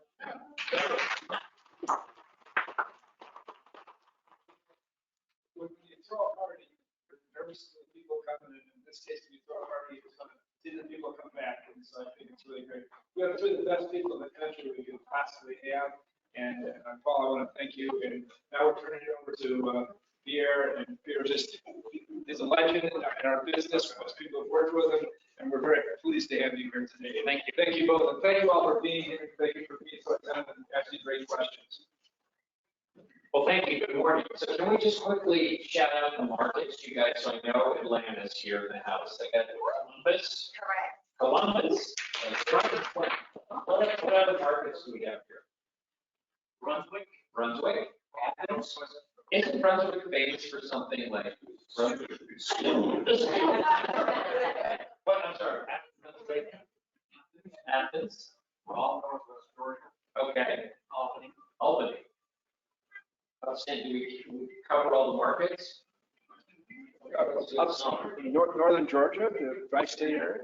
Yeah, all right. So I have a lot of slides, but Bob already has them. I emailed you the link just within the last hour. So let me tell you about what I do. I work for Westwood One, which is a national radio network.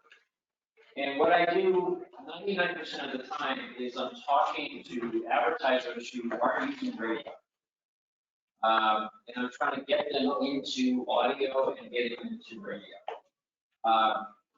What I found is that having proof and evidence of why they should do something is useful, because people like being convinced with useful information that can help them. So what does my group do? My group does a couple of things. First of all, we spend a lot of time helping advertisers with their creative. 50% of sales effect, 50, is due to the quality of the creative. So I'm going to share with you some audio creative best practices. We help them with media planning. What happens when you add radio to a digital plan? What happens when you add radio to TV? And then we also show them what's happening inside of audio, like how much time spent in podcasting to streaming and stuff like that. A lot of what my team does for national advertisers is measure the impact of the investment. So we will commission a study for them and pay for it of brand lift. Like, did we grow awareness? Did we grow sales? Did we drive traffic to the website? All of these things we publish and give it away for free. And here's where you can get it. There's two places. On our website, westwood1.com or cumulusmedia.com, there is a blog. It's called the Audio Active Group. And we publish a new case study every week. We publish a new audio insight every week. It exhausts me. And then I think of Paul and Fred, and they have one, their blog is like every day, and that truly exhausts. We're idiots. I know you're. Now, here's the cool thing. You can go to this website, and you can actually sign up to get this weekly audio case study sent to your email for free. And you can encourage advertisers. This is not a promotion for Cumulus or Westwood One. Everything we do is about the state of American audio. Every case study is about the entire radio audio. So this is not like promoting Westwood One. It's really the state of American audio. So everything you see here, in one way or another, we have published over the last couple of years. All right, so what are we going to talk about today? We're going to talk about the state of the American consumer.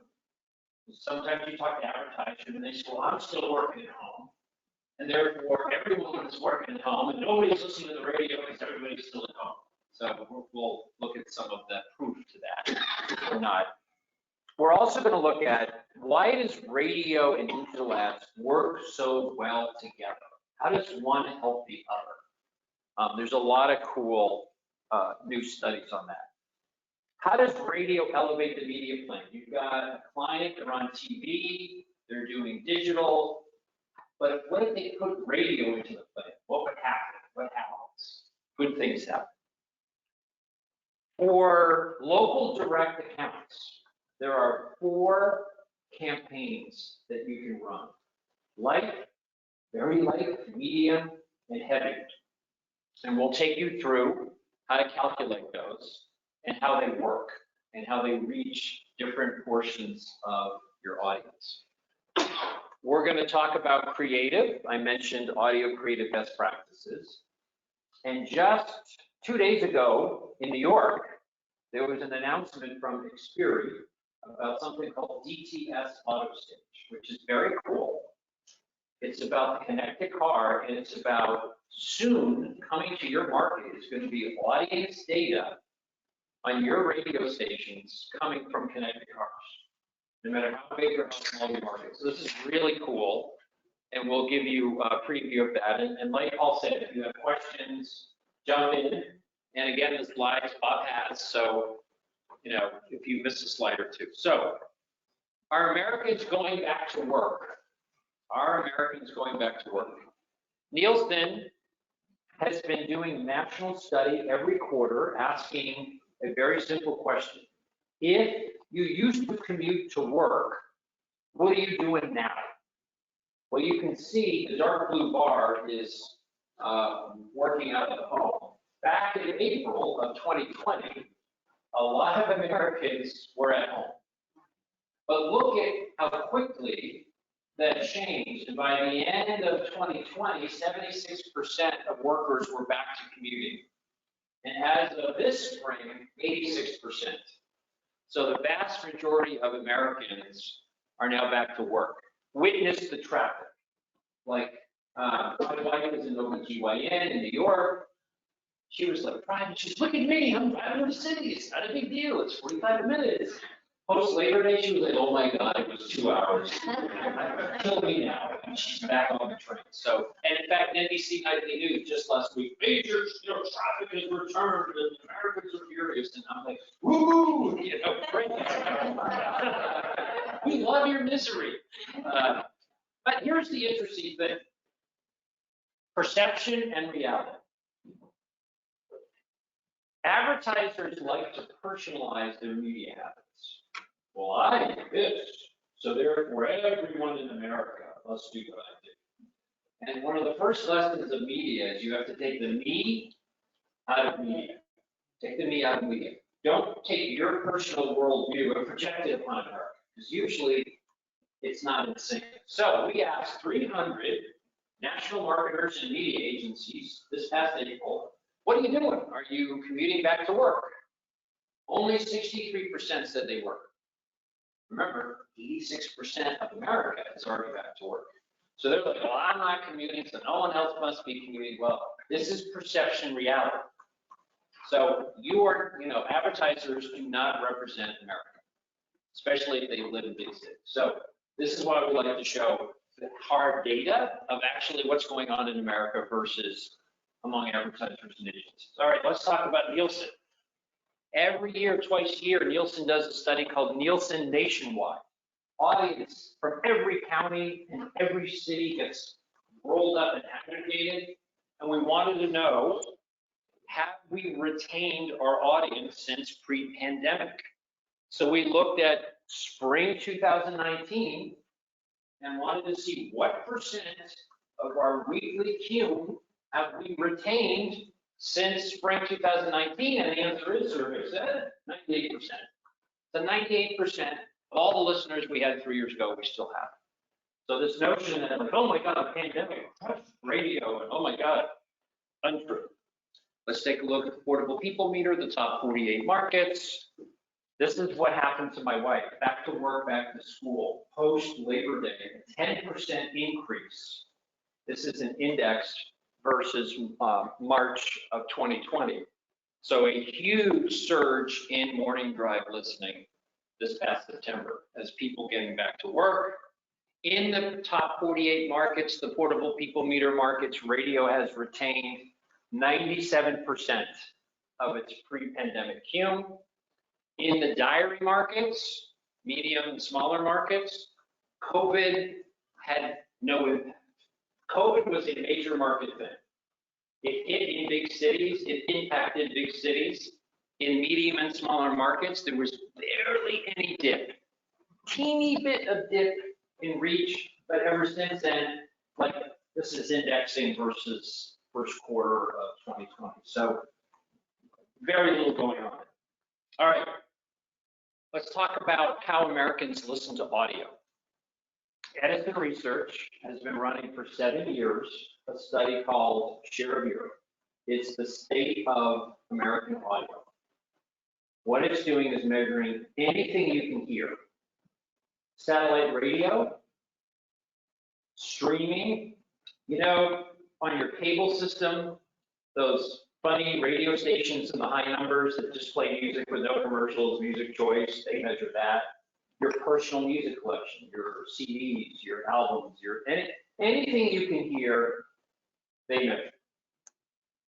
So first thing we did is we said, well, let's do the media thing. So let's talk to advertisers. And we asked them a simple question. You have 100 share points. How many shares go to Spotify? How many shares go to Pandora? And how many shares go to AMF? And a sample of 300 advertisers said, you know what? It's about, you all guys are all about the same, 28 share for radio, 20 share for Pandora, 25 share for Spotify. That's how we think listening occurs. And these are 300 media agencies. They are the smartest people in the world. They must know everything. So that's the perception. Now let's look at the reality. Oops, a little different. They underestimate radio's audience by 3. So they got that one wrong. 75% of American radio listeners that's ad supported goes to AM/FM. They thought Pandora was a 20 share. It's a 6. They thought Spotify was a 25 share. It's a 4. So this is, you got to take the me out of media. And so let's look at the full shares. So this is Q2, quarter 2, 2022. This is the share of ad-supported audio. Stuff you can buy and add it, okay? 80% of the listening on satellite radio, you can't buy ads. The music channels are not commercial. The spoken word you can. So there's the 4 share for Sirius. Spotify, 75% of the listening on Spotify is subscription, no ads. The stuff that's free on Spotify does run ads. That's the 4 share. So this is the state of American audio. We are the queen, so to speak, with a 75 share. Perception versus reality. This line is growing, like Paul said. Podcasts are growing. Every radio station needs to think about a local podcast strategy. Well, crazy local podcast. What are you talking about? In the early 70s, there was this conversation in America going on about this thing called FM. Okay, bam, cars don't even have FM. What's up with that? It grew, and podcasts are growing. So I definitely think if you have talent, you have morning shows, there are things you can do in the world of podcasts. Now, this is overall. What's going on in the car? What is the state of ad-supported audio in the car? Survey said we have an 89 share of ad-supported audio in the car. Ad-supported Sirius XM has a 5. Podcasts have a 4. Pandora has a 1. We had to move the decimal point for Spotify. Help them show up with their 4. Didn't want to diss them. So, and by the way, what was the 6 years ago? It was like a 90 share. So if you want to reach people in the car with ads, when they're commuting, when they're shopping, when they're going, we are the queen of the road. Now, one of the cool things you can do with share of ear is do something what's called an only both analysis. So how many Americans only listen to Sirius XM, never listen to radio? How many Americans do both? And how many Americans only listen to AM/FM and never listen to Sirius? So let's take a look. To the left of your screen. In a typical day in America, 90% of Americans listen to AM/FM, never listen to Pandora. 6% listen to both, And 4% only listen to Pandora and never listen to AM/FM radio.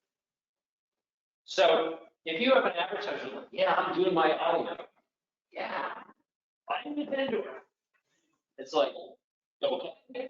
It's like buying channel 100, like the 147th ranked TV cable network and saying, my TV buying is done. Okay, you got your little 10-share here, but what about 90% of America that you're never going to reach on Pandora? Now, here's the other thing. Look at the Pandora part. A little over half of the Pandora people also listen to AM and FM. So I'll tell you what you do. You buy radio, and I'll bonus you half of Pandora. Because no extra charge, bonus, throw it in. Because over half of Pandora's audience also listens to AM/FM. Guess what? Spotify. Get your electron microscope out. Can you get your glasses? Can you look at these little itty bitty numbers here? Okay. 3% of America in a typical day listens to both. 3%, this is ad supported, right? The stuff you can buy ads on. Yes, there's people that listen to Spotify, but you can't buy the subscription thing, they don't run ads. So same story here. In a typical day, 94% of Americans only listen to AM/FM, never listen to Spotify. Same thing with satellite. So if you need to reach a lot of people, don't think this by buying Spotify or Pandora, you're like, whew, I'm living large. You're living small. You're missing 90 to 95% of America. All right, why does AM/FM radio and digital ads work so well together? Well, if you go to Scarborough and you say, okay, profile for me, the heavy radio listener, the heavy digital user, and the heavy TV viewer. And we're defining heavy as the top 20% of the radio listeners, the top 20, the heaviest 20% digital users, and the heaviest TV viewers. The heaviest viewers or listeners or users usually represent about half or 60% of the behavior. So when you buy these media, this is what you get a lot of. So look at how similar digital and radio is. Now, digital is about 10 years older. They both work about the same. They both have kids to the same proportion. They're using social media. Now look at heavy TV viewers. Much older, retired. Social media, is that Facebook thing I hear so much about? You kids in your Facebook. So what you see is, TV is older skewing, very older skewing. In fact, you could create a slogan, TV, it's what's playing in God's waiting room. Because this is the, now you have a lot of advertisers in your market that are buying TV like it's 1985, right? Because I've always been on TV and like but here's the problem. Look at their audience composition. 5% of their audience is 1834. They're probably the 20-year-old who walked into the living room like, hey, mom, hey, guy. 71% of their audience is over the age of 55. So if you're trying to reach families, moms and dads who work, okay, funeral homes, okay. If you're trying to reach people that have jobs and have kids, bigger households, this is where you need to be with radio and with digital. So the reason why radio and digital work so well together is it's a very similar audience. So let's say you take a radio advertiser and now you're going to add digital to their plan. You're going to sell them some mobile or some social or some online video. and they're gonna add 20%. They're gonna spend 20% more with you, and they're gonna add some of your digital solutions. So what happens? So we took a look at 4 kinds of clients. Clients that are very light radio advertisers, medium, heavy, and very heavy. So adding 20% to that radio investment that goes to digital increases reach 13%, 20, 18, and 17. So basically, no matter how big or how small this radio client, when you put some digital into the plan, it grows reach. Does it pretty nicely. And this was for adults 25-54. All right, let's look at another scenario. Let's do it the other way. You have an advertiser in your market and they only buy digital. So they're new to radio. So you say, okay, let's increase your budget 20% and take that 20% and put it onto radio. What happens? So the gray is their reach in your market of people for the digital campaign. The blue represents the digital adding on the radio. Oh my gosh, look what happens to the reach. The heavy digital advertiser who was reaching 63% of your market, adding radio, now they're reaching 80% of the market. A 27% increase. That medium advertiser sees a 38% increase. But look at that small advertiser who had a small budget. They put 20% added to their buy and reach doubled from 18 to 35.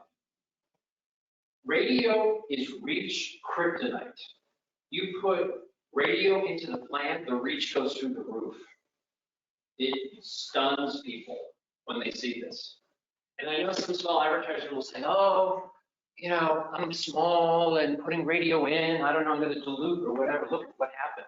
The smaller the budget, the greater the lift in reach by putting radio into the plan. In your market, you have people that are using TV. I'm not going to make fun of them. I'm not going to say, you know, you're wasting your money, but I am going to say radio can make your TV better.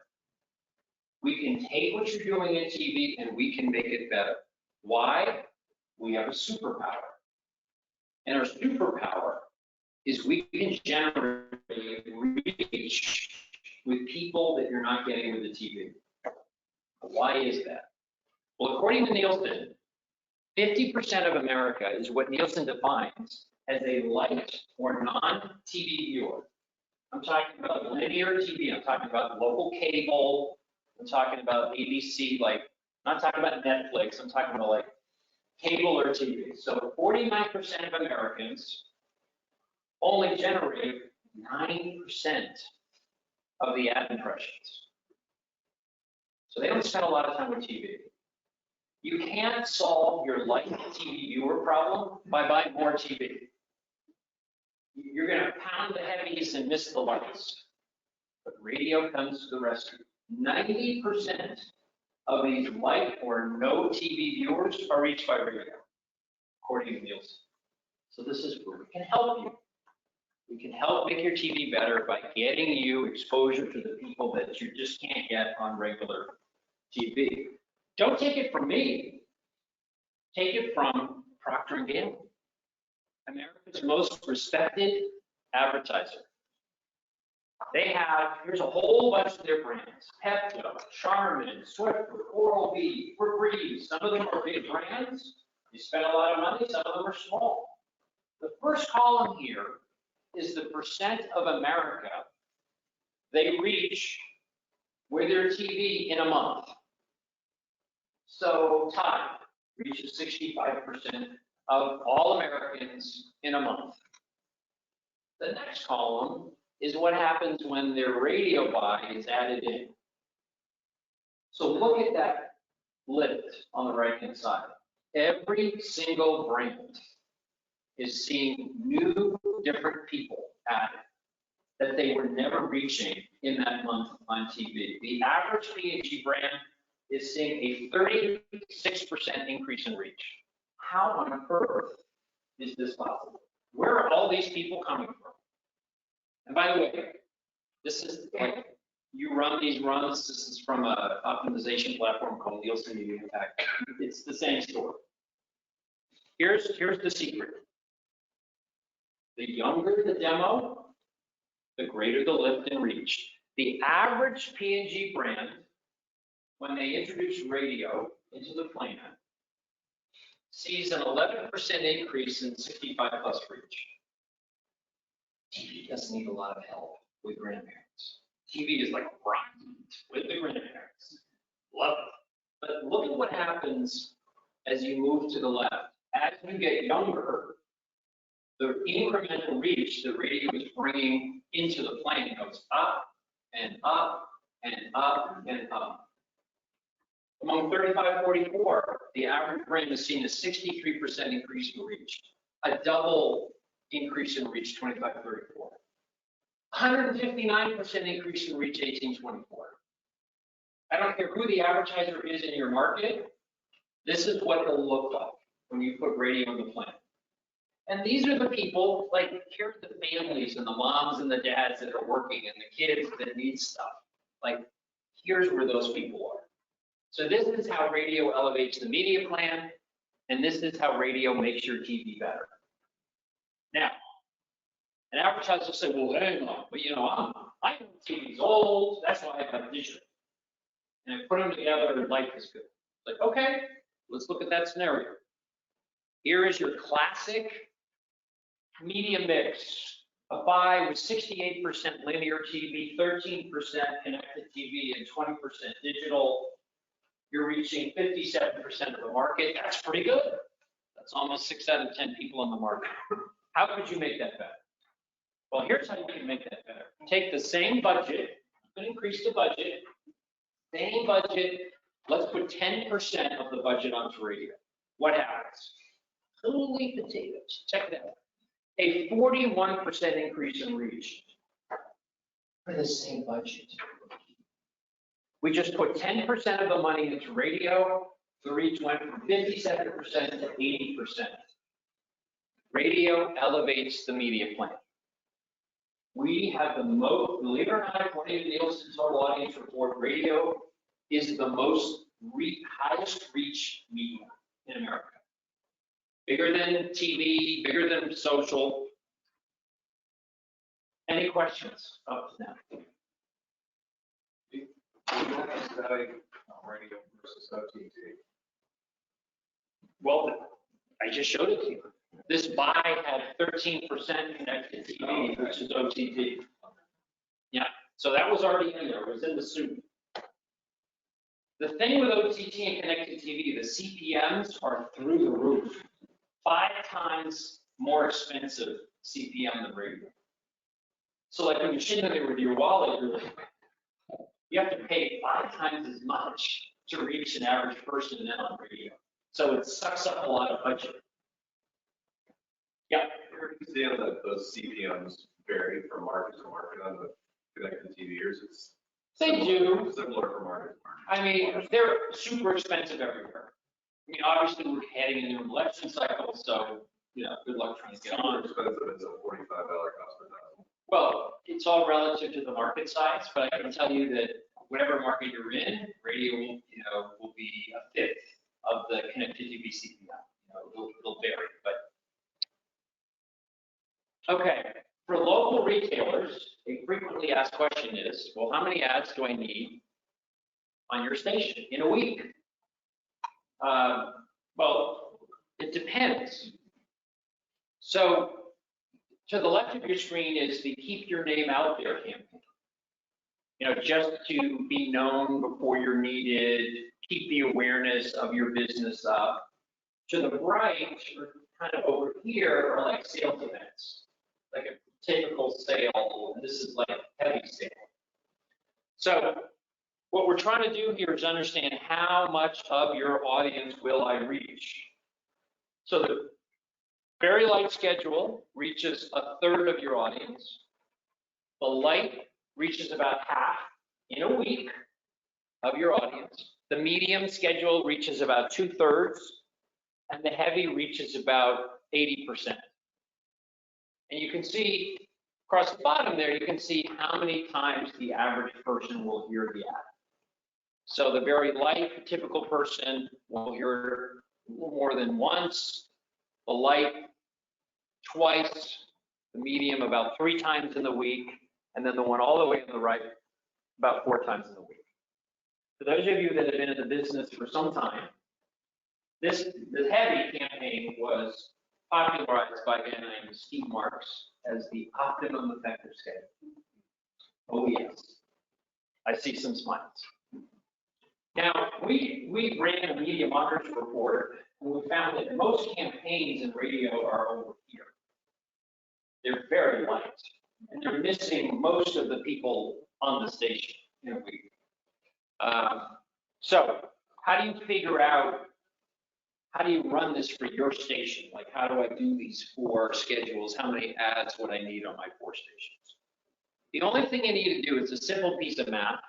You can do it on your phone. It's called turnover. And it's just your cum, the total number of different people reached by your station, divided by your station's average quarter-hour audience. If you were in a non-Nielsen market, I would give you ratios for your format in a second. The turnover is simply the number of groups of people that make up your cum. It has nothing to do with how big your ratings are. It's just how do people use your station.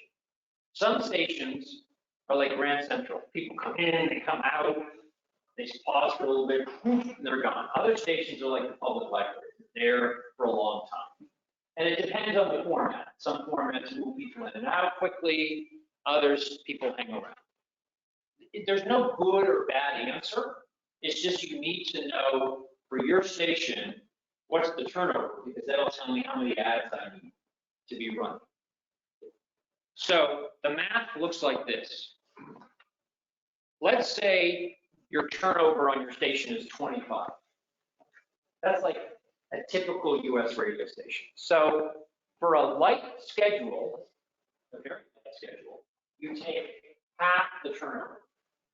So if your turnover is 25, you get 13 ads, run that equally across the week, you'll hit about 1/3 of your audience. You'll miss most of it. You'll miss 2/3. If you want to reach half your audience, run your turnover, which is 25. If you want to reach 2/3 of your audience, double the turnover, so 50 ads in the week. And then for that mega sales event, take the turnover and multiply it by 3.4, you get about 80 ads. So that's in a week.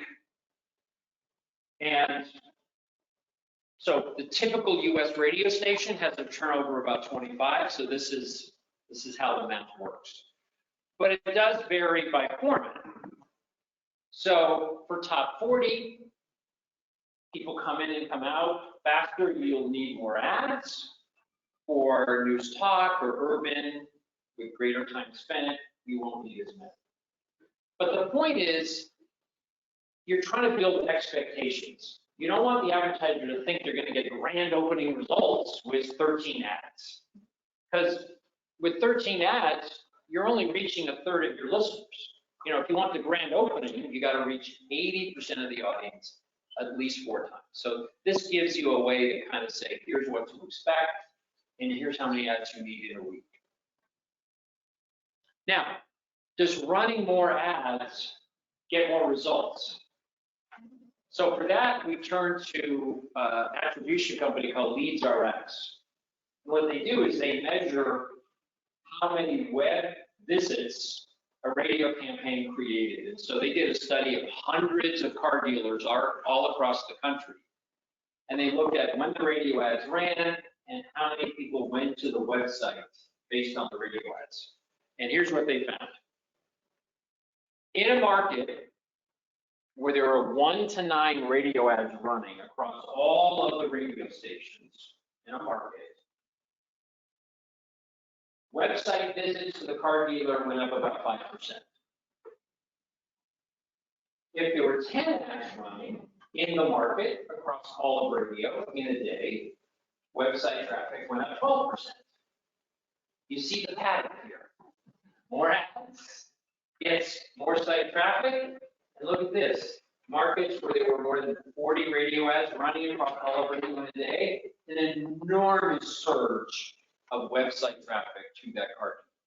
So there is a relationship between spend and impact. There is a relationship between why you need more ads if you want more results and you want more impact. So what do we do with all this? Well, set the right expectations. By looking at these 4 campaigns and how much of your audience they reach, you can kind of set expectations from like an image awareness campaign to a medium sale to a really big sale. For advertisers, look at your annual plan, look at the calendar. If you have a sales event, are you spending enough to really get the impact that you desire? And you can create a rate card based on investment, not on ads. So call it like image awareness, medium sales event, grand openings, so people can imagine by those names what kind of impact they could generate. Any questions on that? Sorry, but I got a question. Not at all. So on the old OES Steve Marks and your collaboration with him on OES, so did I hear you say 4 times is now the optimum number of times you've got to reach an advertiser for them to retain that? For the longest time it was 3. Steve's whole thing was you want to reach as many people as you can 3 or more times. So, because learning is repetition, right? How many times did you tell your child to like clean it? Like, couldn't do it once. Like, so what he did with that formula is that I want to get about half of the audience to hear it 3 or more times. And when you actually run the math, his formula was this never changed. This is always from the get-go, but it was always like the average frequency was about 4. So that's going way back in time. That really hasn't changed. Are you still even in today's over medium world, and it's still? Yeah. Now I will tell you that our turnovers have gone up. Right. What has happened, in the last 30 years, is a lot of other things that are grabbing us. Oh, Netflix, oh, YouTube, this and that. So our reach has stayed the same, but our turnovers have gone up. So if you ran this, the 83 ads that's OES today might have been 60 ads 20 years ago. So that has gone up. Okay. Let's talk about creative. Why are we talking about creative? This is a media company. Come on. Well, Nielsen, who does sales effect studies for advertisers, looked at 500 advertising campaigns across a whole variety of categories.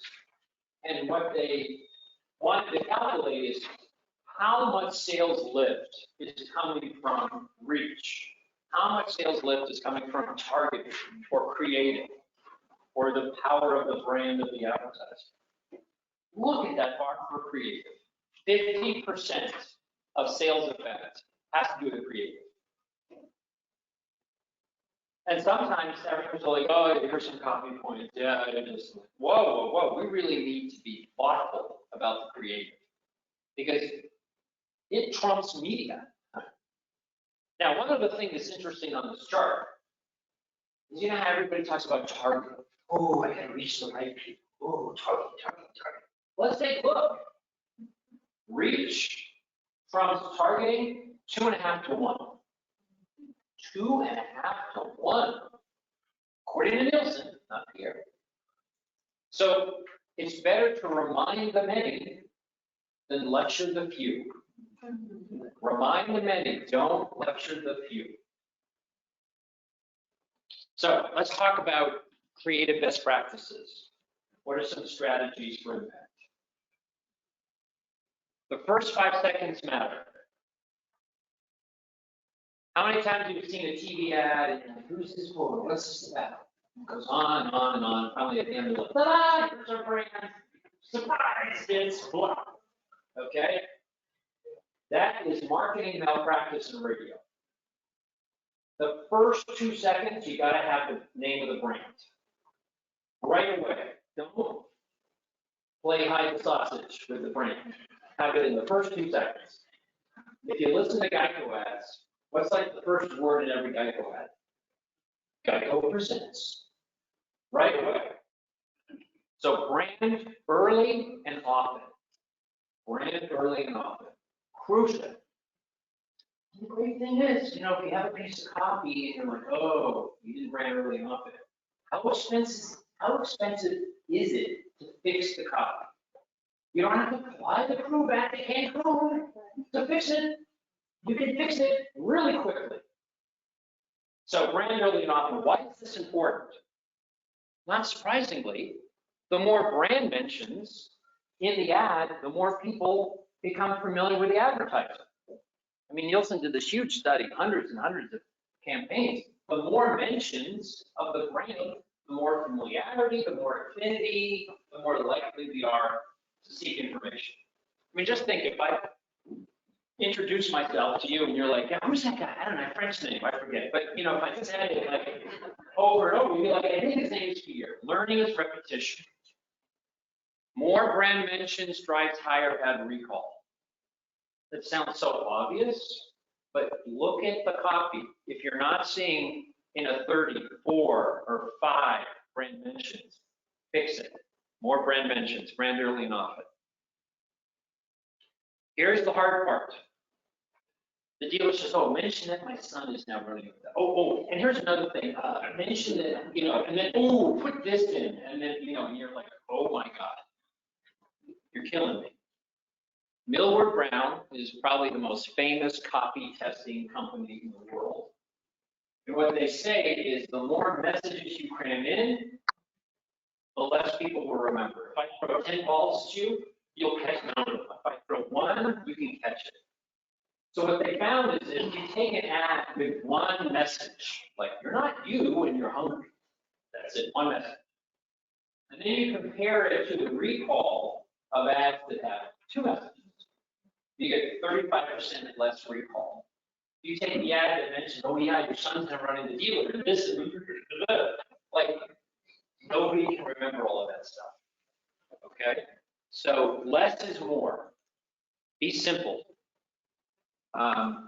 You have higher recall with fewer messages. Here's something else, a unified creative strategy. Well, in my social, I promote this. On my TV, I promote this. In my radio, I talk about that. No, unify it. Millward Brown found that marketers that have the consistent message across media have 57% more recall, more brand awareness, more consideration, more ad recall. Be consistent across platforms. If you haven't, look at Liberty Mutual. Right? It's in the TV, it's in the radio. Be consistent across platforms. All right, now, let's talk about the 2 jobs of advertising. What are the 2 most important jobs every advertiser has to think about? We got 2 things. Number 1, they need to convert existing demand. What that means is, over the next 3 months, in your market, 3% of the people are going to buy a car. 3%. But there are people that are in market right now. So one job advertisers have is to say, hey, there's existing demand. Somebody needs roof repair. Somebody needs a plumber. So we have to convert that existing demand. But there's a second job. Creating future demand. Most people are not in the market. If 3% are going to buy a car in the next 3 months, that means a lot of people aren't in the market now. You know what that means? They're not thinking about it. They're not thinking about it. A whole bunch of people aren't thinking about fixing the roof. A whole bunch of people aren't thinking about a plumber. So we've got to be able to somehow figure out a way to get to people who aren't thinking about being in the market and find a way to get them to remember who we are. So these are two very different jobs. One is, hey, I need it now. But the other one is, I'm not even interested, but we got to figure out a way to keep their attention. So converting existing demand, these are people who are ready to buy. So my analogy is, this is like picking apples. You go to the orchard and you just pick the apple because they're ready to buy, okay? However, the other side of the coin is creating future demand. You gotta be patient. You gotta plant the tree, you gotta water it. It takes time because they're not coming in market anytime soon. The most important job of advertising is you have to be known before you're needed. You have to be known before you're needed. If all of a sudden my roof starts leaking, I'm not going to Google somebody unless I know their name. So you have to be known before you're needed, and that's what creating future demand is about. So converting existing demand is you have rational messages, price, item, financing, real details about the deal, right? Because they're in the market. But creating future demand, you have to go broad. And don't bewilder them with details because they're not in the market. You have to do things that make them remember you. Make the company stand out. Maybe appeal to their emotions. The goal here is to create positive memories. Positive memories. So if a year from now I need the roofer, I'm like, hey, who's that lady right here? That roofer lady. So these are two very different jobs. Converting existing demands is sales now, get a lead. The ads are very persuasive, lots of facts and figures. Creating future demand, the goal is not to make a sale, it's to create a memory.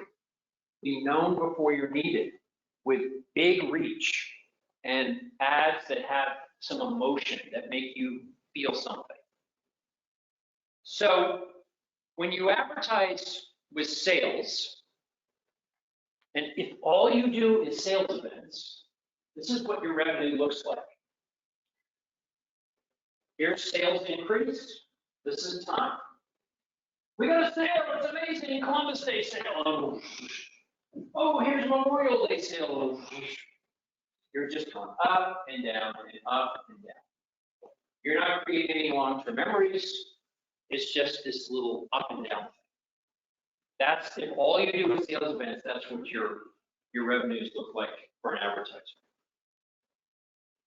Creating future demand, being known before you're needed, brand campaigns are the blue line. Because you build awareness and you create long-term memories. Over time, the sales go up and up and up. Look at GEICO.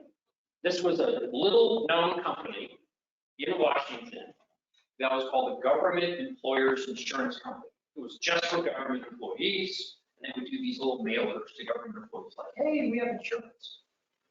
Warren Buffett bought the company, was like, hey, you should advertise. And over the last 30 years, they have advertised, and now they're number 2. This is what they did. They built their brand, they created awareness, they created memories. Now, I'm not saying do one or the other. You have to do both in combination. The marketing gurus say the ideal mix of budget allocation is 60-40. 60% of marketing budgets are devoted to creating future demand, being known before you're needed. 40% is devoted to a sales event or activation, things like that. Now, there are some differences. Some businesses are a little bit more or less, but that's a good rule of thumb. Now, when you're thinking about creating future demand, emotion really works. Stories, multiple voices, making people feel something. Emotion is the most powerful selling tool you have. Not facts and figures, not low APR, emotion.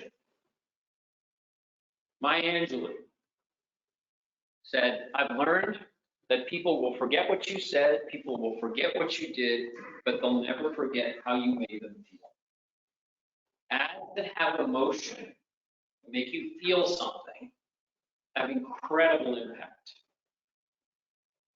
So in gray are campaigns that are rational, facts and figures, lots of details, long lists of stuff. The blue bars represent emotion-based campaigns. How do these campaigns perform on awareness, commitment, trust, differentiation, quality, fame, perception? Emotional campaigns build brands more strongly. But what about hard-nosed business outcomes? Sales, profit, share. Well, guess what? Emotion-based campaigns, according to tons of research, drive better share, drive sales, drive more loyalty.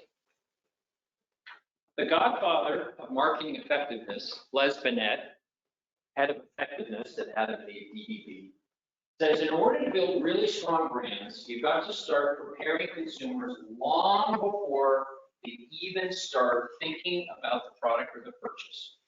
That means engaging them when they're not interested in what you have to say, when they're not thinking about the product, when they have no need to be satisfied. You can only do that by engaging them with things that are intrinsically interesting, funny, at a human level, and that will be remembered for a long time. Emotion is the most powerful selling tool we have, and therefore emotion is the most powerful to build brands and generate wealth. Every business you can find an emotional impact. A jeweler. Think about when that gift, when somebody opens the box, what the feeling is, how people feel. So emotion drives impact. Paul Feldwick, one of the great creatives in advertising, reminds us that advertising is at least as much about showmanship as it is about salesmanship.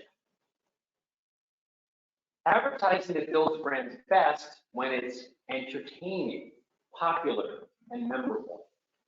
Not when it's just a pitch, when it's a performance. Think about some of the ads on TV. Liberty Mutual, have this like Oscars thing. What is that? It's entertaining, it's silly. It creates a memory. All these insurance companies are basically selling the same thing. Progressive has Flow, the GABCON. They're trying to create positive, popular memories. The Socrates of San Francisco was an ad man named Howard Lutgossett. He said, the buying of time and space is not the taking out of a hunting license on someone's private preserve, but it's renting a stage on which we may perform. So it's okay to be funny and entertaining. All right. Now, I am going to switch to something cool, something brand new, something coming to your market next year. Xperi DTS AutoStage. What in the heck is this? Xperi is the company that creates something called HD radio. It powers most of the FM broadcasts in this country today. They have a new technology that they are rolling out to automakers called DTS AutoStage. The automakers are paying them for this service. And what the service is this is global, is that they're providing the automakers for every radio station in the world, the logo of the station, the call letters, the nickname, like Q102, the format of the station, so that when you tune through the radio dial, you'll see the logo show up. You'll see the nickname like Q102 show up. The other thing they're providing to these car makers is your stream, like your web address for your stream. Why? Because these new radios, if someone's in the car listening to your station over the air and they head out of town, the radio automatically will switch to your stream. So they need to have that stream so that if the signal gets spotty, they'll automatically magically switch to the stream. The other thing that they need is the title and artist of the songs. So when they know the artist, they know the song, they'll bring up the album cover. They have that. So they get that from your programming system. And the name of the advertiser. So when an ad is running, you'll see the name of the advertiser showing up in the dash. So they sell that to the automakers. Here, Yeah. to do that, will they need the logo of the individual advertiser provided to them, or how does that? You know, yes, but a name like from your playout system is good, to start. So, first things first, let's just get your playout system, giving them the names, and then we can worry about logos and stuff. Here, it's not to do with the RDS too. Yeah. And Q, I'm assuming is in the middle of this. Yes. Q and Xperi are partnered, but even if you don't have Q, there are ways that you can get this information to Xperi. So how does that affect our sold? It does. It just means that these new radios are going to be displaying a lot more information. With RDS, like the song, like this, these radios, it'll display fully and not like kind of have to scroll around. Yeah, there are only certain models of vehicles on up, I guess with certain years, or it's all car radio. So here's the cool thing. 20 years ago when HT radio started, we all got excited as an industry, but then we realized, oh my God, people only buy a new car every 11 years, we have to wait 11 years. This is for connected cars. Connected cars are cars where they have a constant internet connection back and forth. So here's the cool part. There's an automaker, whose name I can't reveal, and they are sending over-the-air software updates to the radios. So what's happening is when a big automaker signs up with this thing, they start rolling it out over the air as a software upgrade. So like a YouTube situation. Yeah. So in other words, you're sitting there and all of a sudden you turn your radio on and it looks different because overnight that kind of thing. So the cool part is over the next year, as these automakers come on, they're going to do 1,000 cars a day, 200,000, and then they'll, pretty soon you'll have all makes and models, as long as it's a connected car. So what does this mean for our industry? Well, we're going to get into the big data business. So in TV, stations have Nielsen, which is their survey panel, but they also have set-top data, smart TV data, big volume data from folks like the set makers and cable companies, et cetera. In digital, you've got ComScore, and then you've got big data coming from Google and Adobe. So now, in every market, we're now going to have two things. We'll have the Nielsen representative panel, and then we're going to have ETS auto stage. Here's the cool part. As long as you give your station information to Xperi, you will get this data for free. Okay? They make their money off the automakers, not you. You will get the data for your stations only. So you're not going to see the competition. Because DTS doesn't want you guys dumping on each other. They go on over the different ways. So you'll get your stuff, your competitors get their stuff, and everybody just gets their stuff. No dumping on the competitor. And Nielsen will be obsolete. No. Here's why. We wish. Nielsen, you have no idea with connected car data. You don't know who's driving, you don't know age, sex, gender. So Nielsen is still going to represent your market. Remember, They're still making stuff up. as important as in-car is 45% of regular. So there's still The other 55%, that's home, work, other. But these things will work together. One is big volume data that will come out more frequently, probably weekly. The other one is the survey-based. So now, the thing you have to just work in your head is that big data is not representative.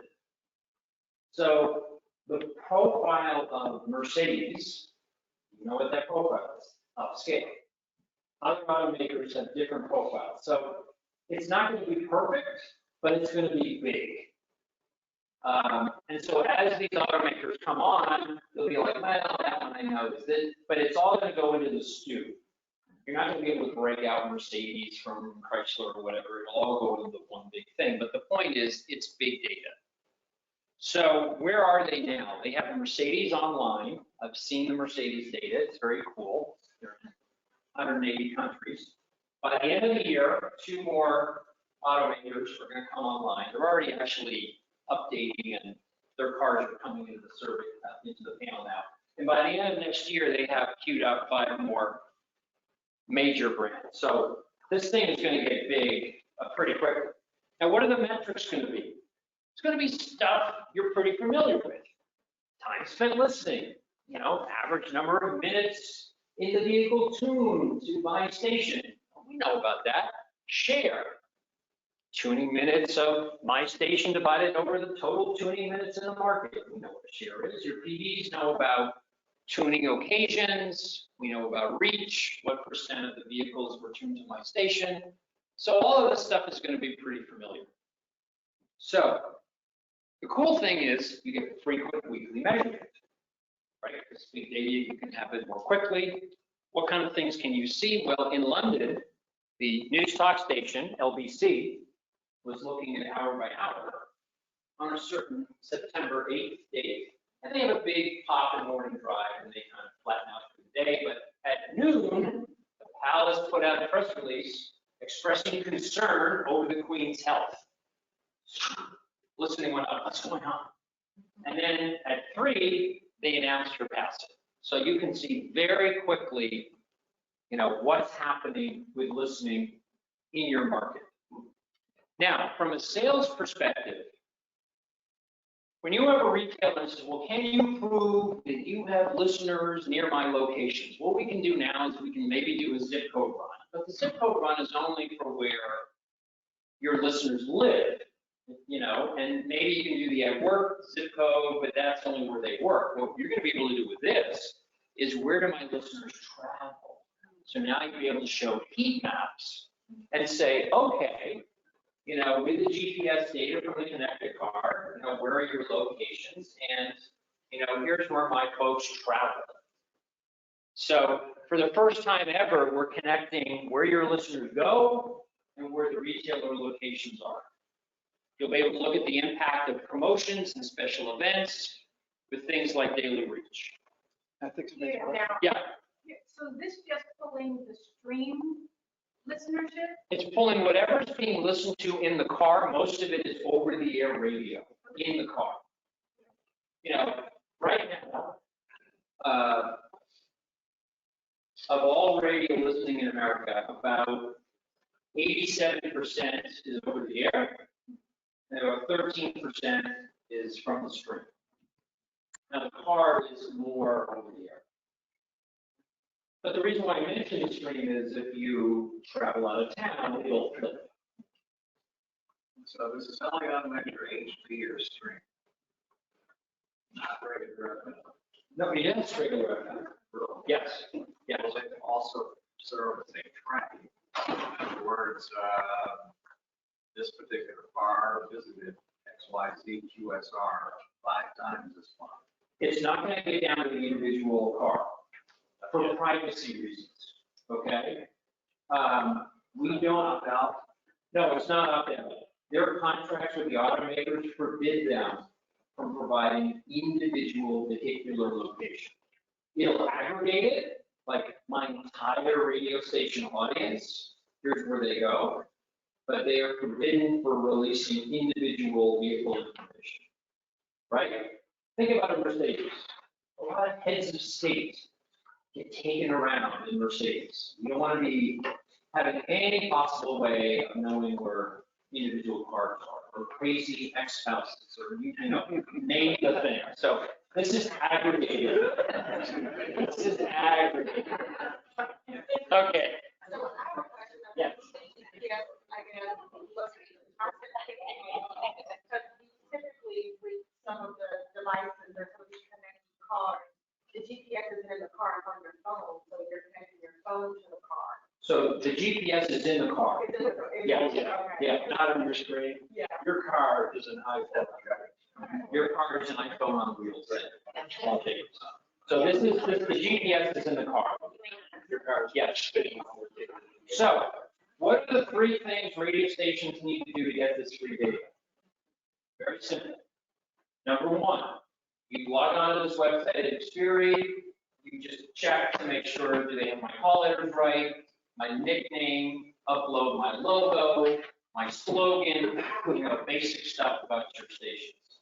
Give them your streaming URL, and give them the one that is most closely synced up to your over-the-air. The reason why that is because they're showing like album art and stuff like that. So if your stream separates like 3 minutes from your over-the-air, it's going to be showing like the different music. So pick the string that's most closely in time linked to your over-the-air. And then from your programming system, that's where it's going to get, you'll give them a feed, title and artist, so they can show the logo, the album covers and all that stuff, DJ name and photo, so they can put DJ in. Show their photo and name of DJ and name of advertisers and stuff like that. So this is basically just an information exchange. If you give them this information, you get the free data. Have you seen any data on the percentage of connected cars by market? There is data, you can get that from Scarborough. I can tell you it's growing. Every new vehicle that's coming off the lot is a connected car. The cool part is, there are something like, 500 million cars on the road or some giant number. We don't need 500 million. If we get a couple of million, like you go down to your market, that's like a couple thousand people. I mean, even in a small county. So the numbers are going to get big pretty quick. So those are the 3 things you need to do. Now, yep. Is Xperi going to require you to buy the HD in order to? No. Right here. I see this slide says DTX on stage. Yeah, that's a typo. Thank you. I put that in there specifically to see if somebody would get you. Yeah. So I took a test drive in the Mercedes.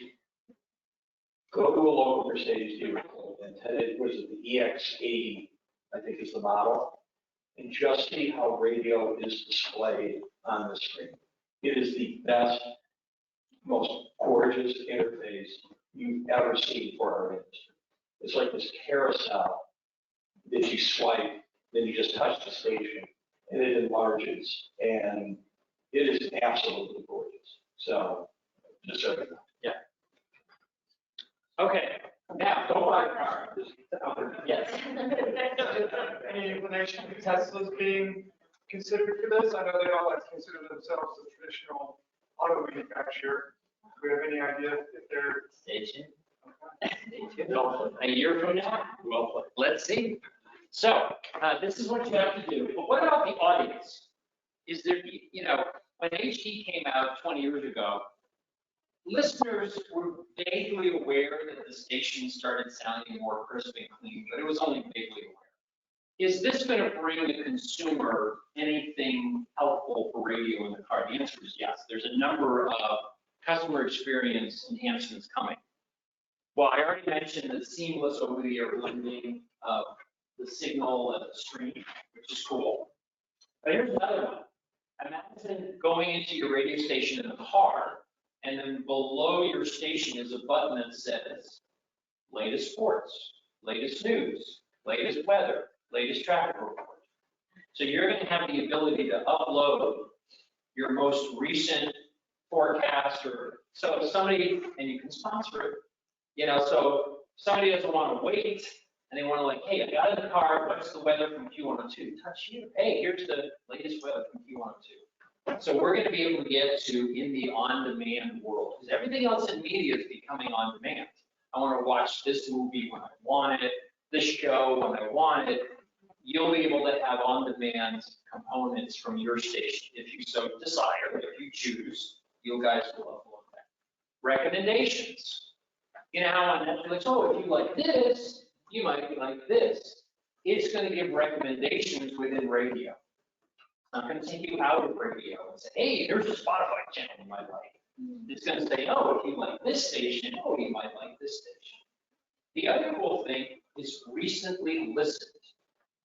You know how when you go on Netflix and it's like, oh, here's the shows you continue to watch, you might have started them. Like, oh, that's so helpful. Well, this solves the preset problem. Because like how do you set the presets? And so it'll show you like, here's stations you recently listened to. The other thing is if you are programming HD2 or HD3 stations, it'll make them much more prominent and less hidden, and they'll show up in the recommendations. So this is some real utility and value for the consumer. Any other questions on this? Okay, yeah. Are you suggesting that you go on to this URL now and submit this information? So you will be hearing from Xperi, and they have a portal that is like your station portal where you will go on, you'll update this information, and the very same portal, beginning in first quarter, you'll see your data. So I'm having a hard time understanding the difference between, what is the difference between this and RDS? Okay. I think Paul put his finger on it, that these new connected cars, the radio display is completely different. Okay. RDS is simply showing some words with your station when you're clicking through on these old radios. These radios look beautiful. Like he talked about a carousel. So imagine like taking your finger and swiping through and seeing the radio stations like go across. So the look and feel is going to be much, much better. Okay. You want to pop something in? Go for it.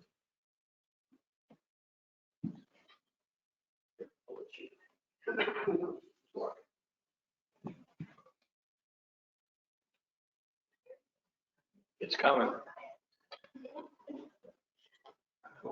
Oh, that's good. It just completely froze my system. Nice. They're there. That's the boring one. Okay, like when talking or there's content, when, and this is Q, but it's the same thing.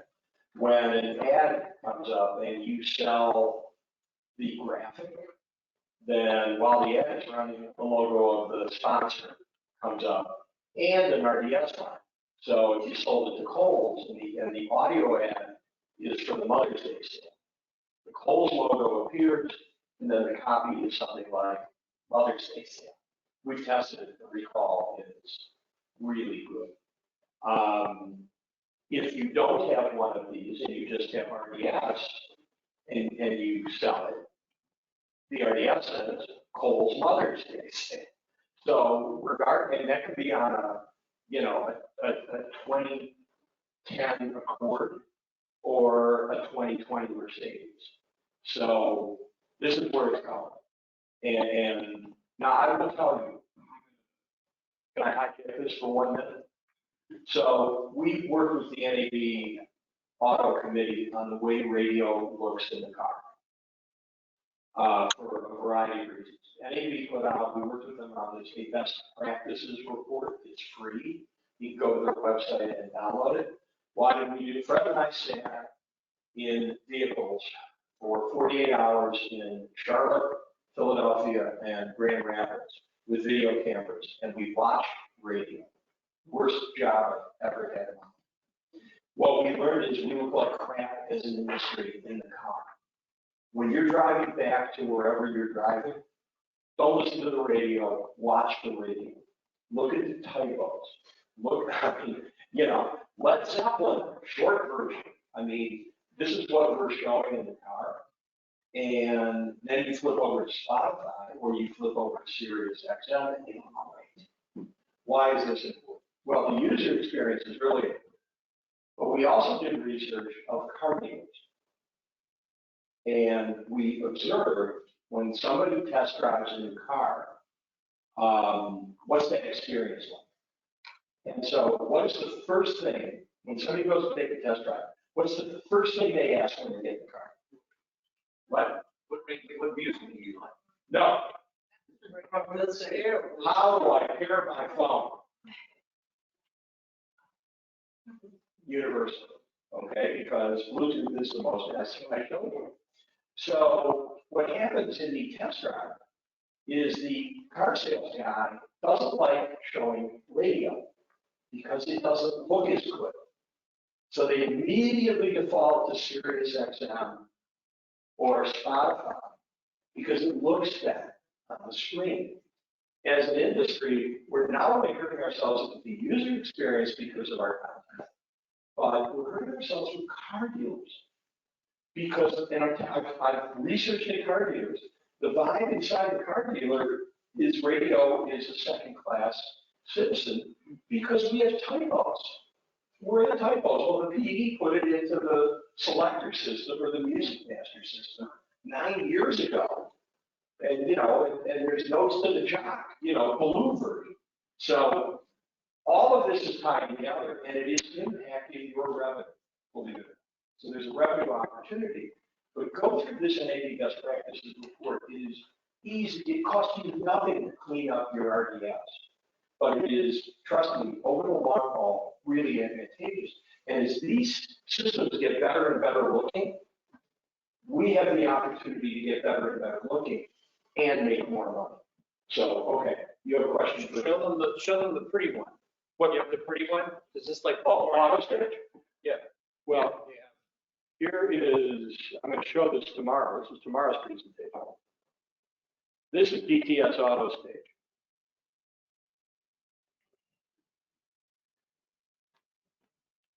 That's the dashboard in a Mercedes-Benz. It's a hunk of glass. Forget the days of 2 buttons, 2 dials, and 5 presets. And this is the radio. And to change stations, you just swipe. That's why setting in a high-res logo is critical. We look so good in this thing. It's scary. And all you have to do, again, it's free, right, to sign up. So, yeah, that's what TTS looks like. Is there a link for are they exploring the idea of a nearest feature where you just, if it's Kohl's or if it's whoever, I have no idea. that is probably under that system. You mean nearest door? Yeah, like you're running an ad. Oh. Is that possible? Why not? Yeah, at the moment, they're focused like on the radio and getting the information.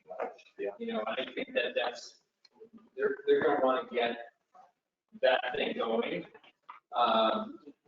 The other thing that they have to be mindful of is there are a lot of rules about safety in the car. You know, you don't want to turn the car into this like interactive thing where suddenly, you know, cars are driving off the yeah. So this is also for tomorrow morning, so now you can sleep in. So I mentioned we go to consumer electronics show every year, and we see the future. So what you're looking at is a graphic display looking out a windshield as you're driving down the street. Now, what do you notice? With augmented reality, shoe store, food store, restaurant. Okay. The car companies are going to sell that connectivity of display to McDonald's, Starbucks, and all these. And this is what your car is going to do in a year. Okay. And so we're going to be in competition with the car company for that on-windshield display. So really the need closest, it's going to tell us it's down the block. And then the car's going to learn your behavior. It's going to know you love a venti caramel macchiato at Starbucks. And it's going to pop up on the screen that there's a Starbucks coming, and the voice in the car is going to go, you want to order a caramel macchiato? And you push a button, and it's waiting for you. Because the car is an iPhone. Okay, I'm done. I have a question about, are the radio stations all going to be in line in the same thing, or are we going to have the, beta versus going back for that, or, different versions of the queue and all that? What can we expect the breakout to be? So that's the beauty of this thing, is that Xperi is selling this to the automakers as a unified view. So the whole, when you fire up one of these cars, everyone's going to look the same. The radio doesn't have to do anything to change that. Oh, what was that? The radio stations don't have, Well, the most important thing is the stations have to update their information. but they can choose one of the 3 different ways to do it, like queue or that type of thing, or is it? So this is one view for all stations. So now if they have Q, all of this stuff happens very quickly because Q has integrated. If they don't, it's okay. You just go in and put the information in yourself. Yes, sir. So I think this is great, but why is the automakers actually paying for this? Is it a consumer experience, or are they going to be able to share our data? They're not getting your data. The Xperi, the value proposition for the automaker is what Paul said. The automaker wants a pleasing consumer experience. They want radio to look good. They want people to see the album covers. They want people to see title and artists. They want to make that consumer experience good. The other thing is they know what headache it is. Think about how many radio stations are around the globe. Because when they deal with Xperi, they're not dealing for the US, they're dealing for 200 countries. So they're going to Xperi to say, you figure this out. You get me all of the station information. You get me all the callers and all that stuff. I don't want to have to house you. And Xperi kind of becomes a data middleman and gets them that station information. So the only people that's seeing your radio station audience data is your station. That's it. So will this make it consistent? Yeah.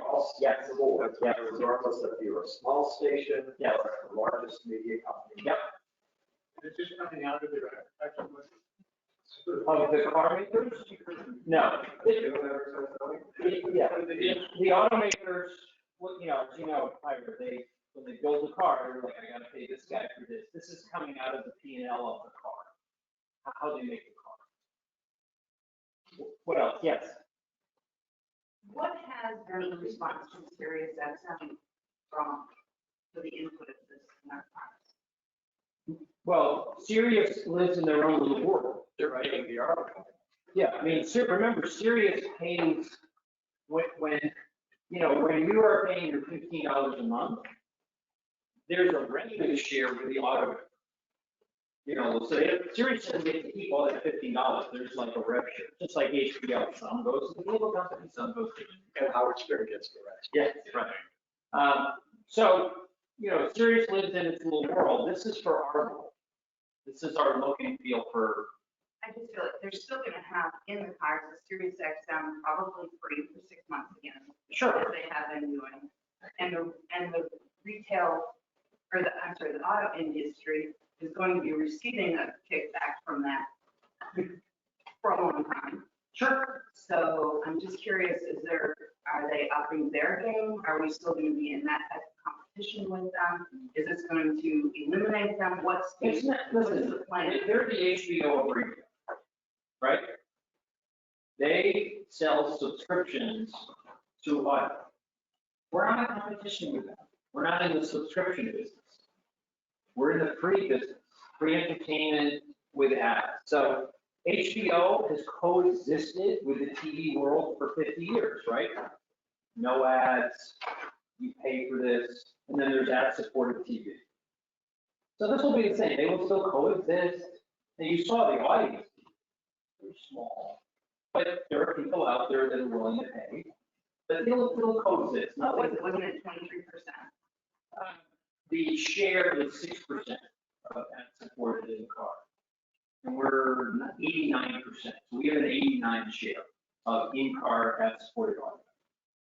So let me throw this idea out, and hopefully it doesn't leave this room and into the universe and become a reality, but if it's all about an experience for the end user, a lot of content coming into that radio is part of the experience. So we're terrestrial broadcasters, great, we have a seat at the table, but what happens with some kid in their basement putting up a web stream, and it's a local whatever, can they have a seat at the table, basically putting them in the same, they're now competing with us at the same level? Yeah, not on this. For now. This is, no, but this is for broadcast with a capital B radio.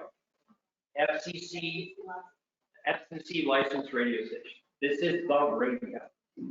Now, somewhere on that dashboard, maybe you can get out, outside radio and go put in that kid's URL, maybe, but not on this. This is for us. But why would the manufacturer not ever include that and say, well, this is about user experience? Yeah, they do. That's called Bluetooth. You can take your phone, you can plug it in, listen to that kid's radio station. So that's always been. Does that mean that LPFM and 50 kilowatt FM have the same coverage? If it's FCC licensed, they're So all. it doesn't matter that if we spent the additional, like, a high-powered radio station versus, EFM, that currently is licensed to maybe a few blocks. So I would imagine if that station has a stream, over time, yes, that station's signal has grown.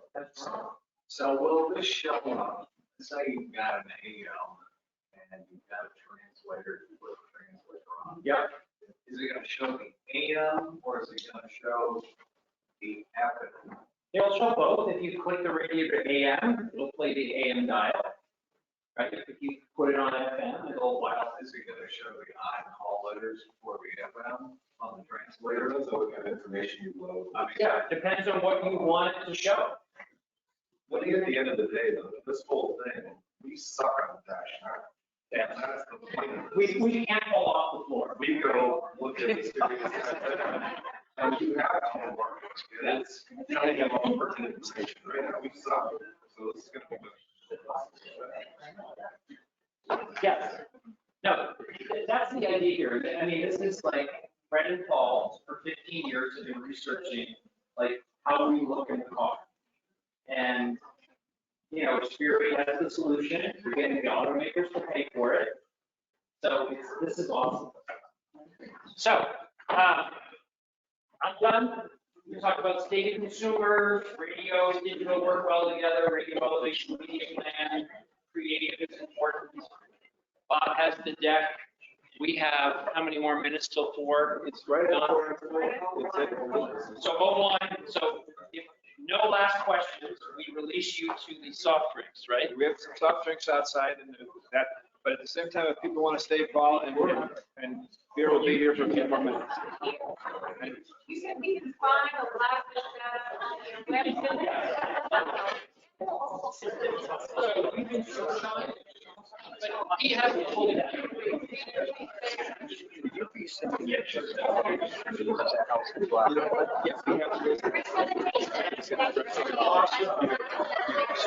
One last thing. One last thing. One more minute. I get your attention just one more minute. Tomorrow, we have a full day of sales. You will attend this evening. We will make sure that you can go to the sales sessions for free tomorrow. Those of you that are here in Seaburg, he's going to be conducting it. It's wonderful. So, I was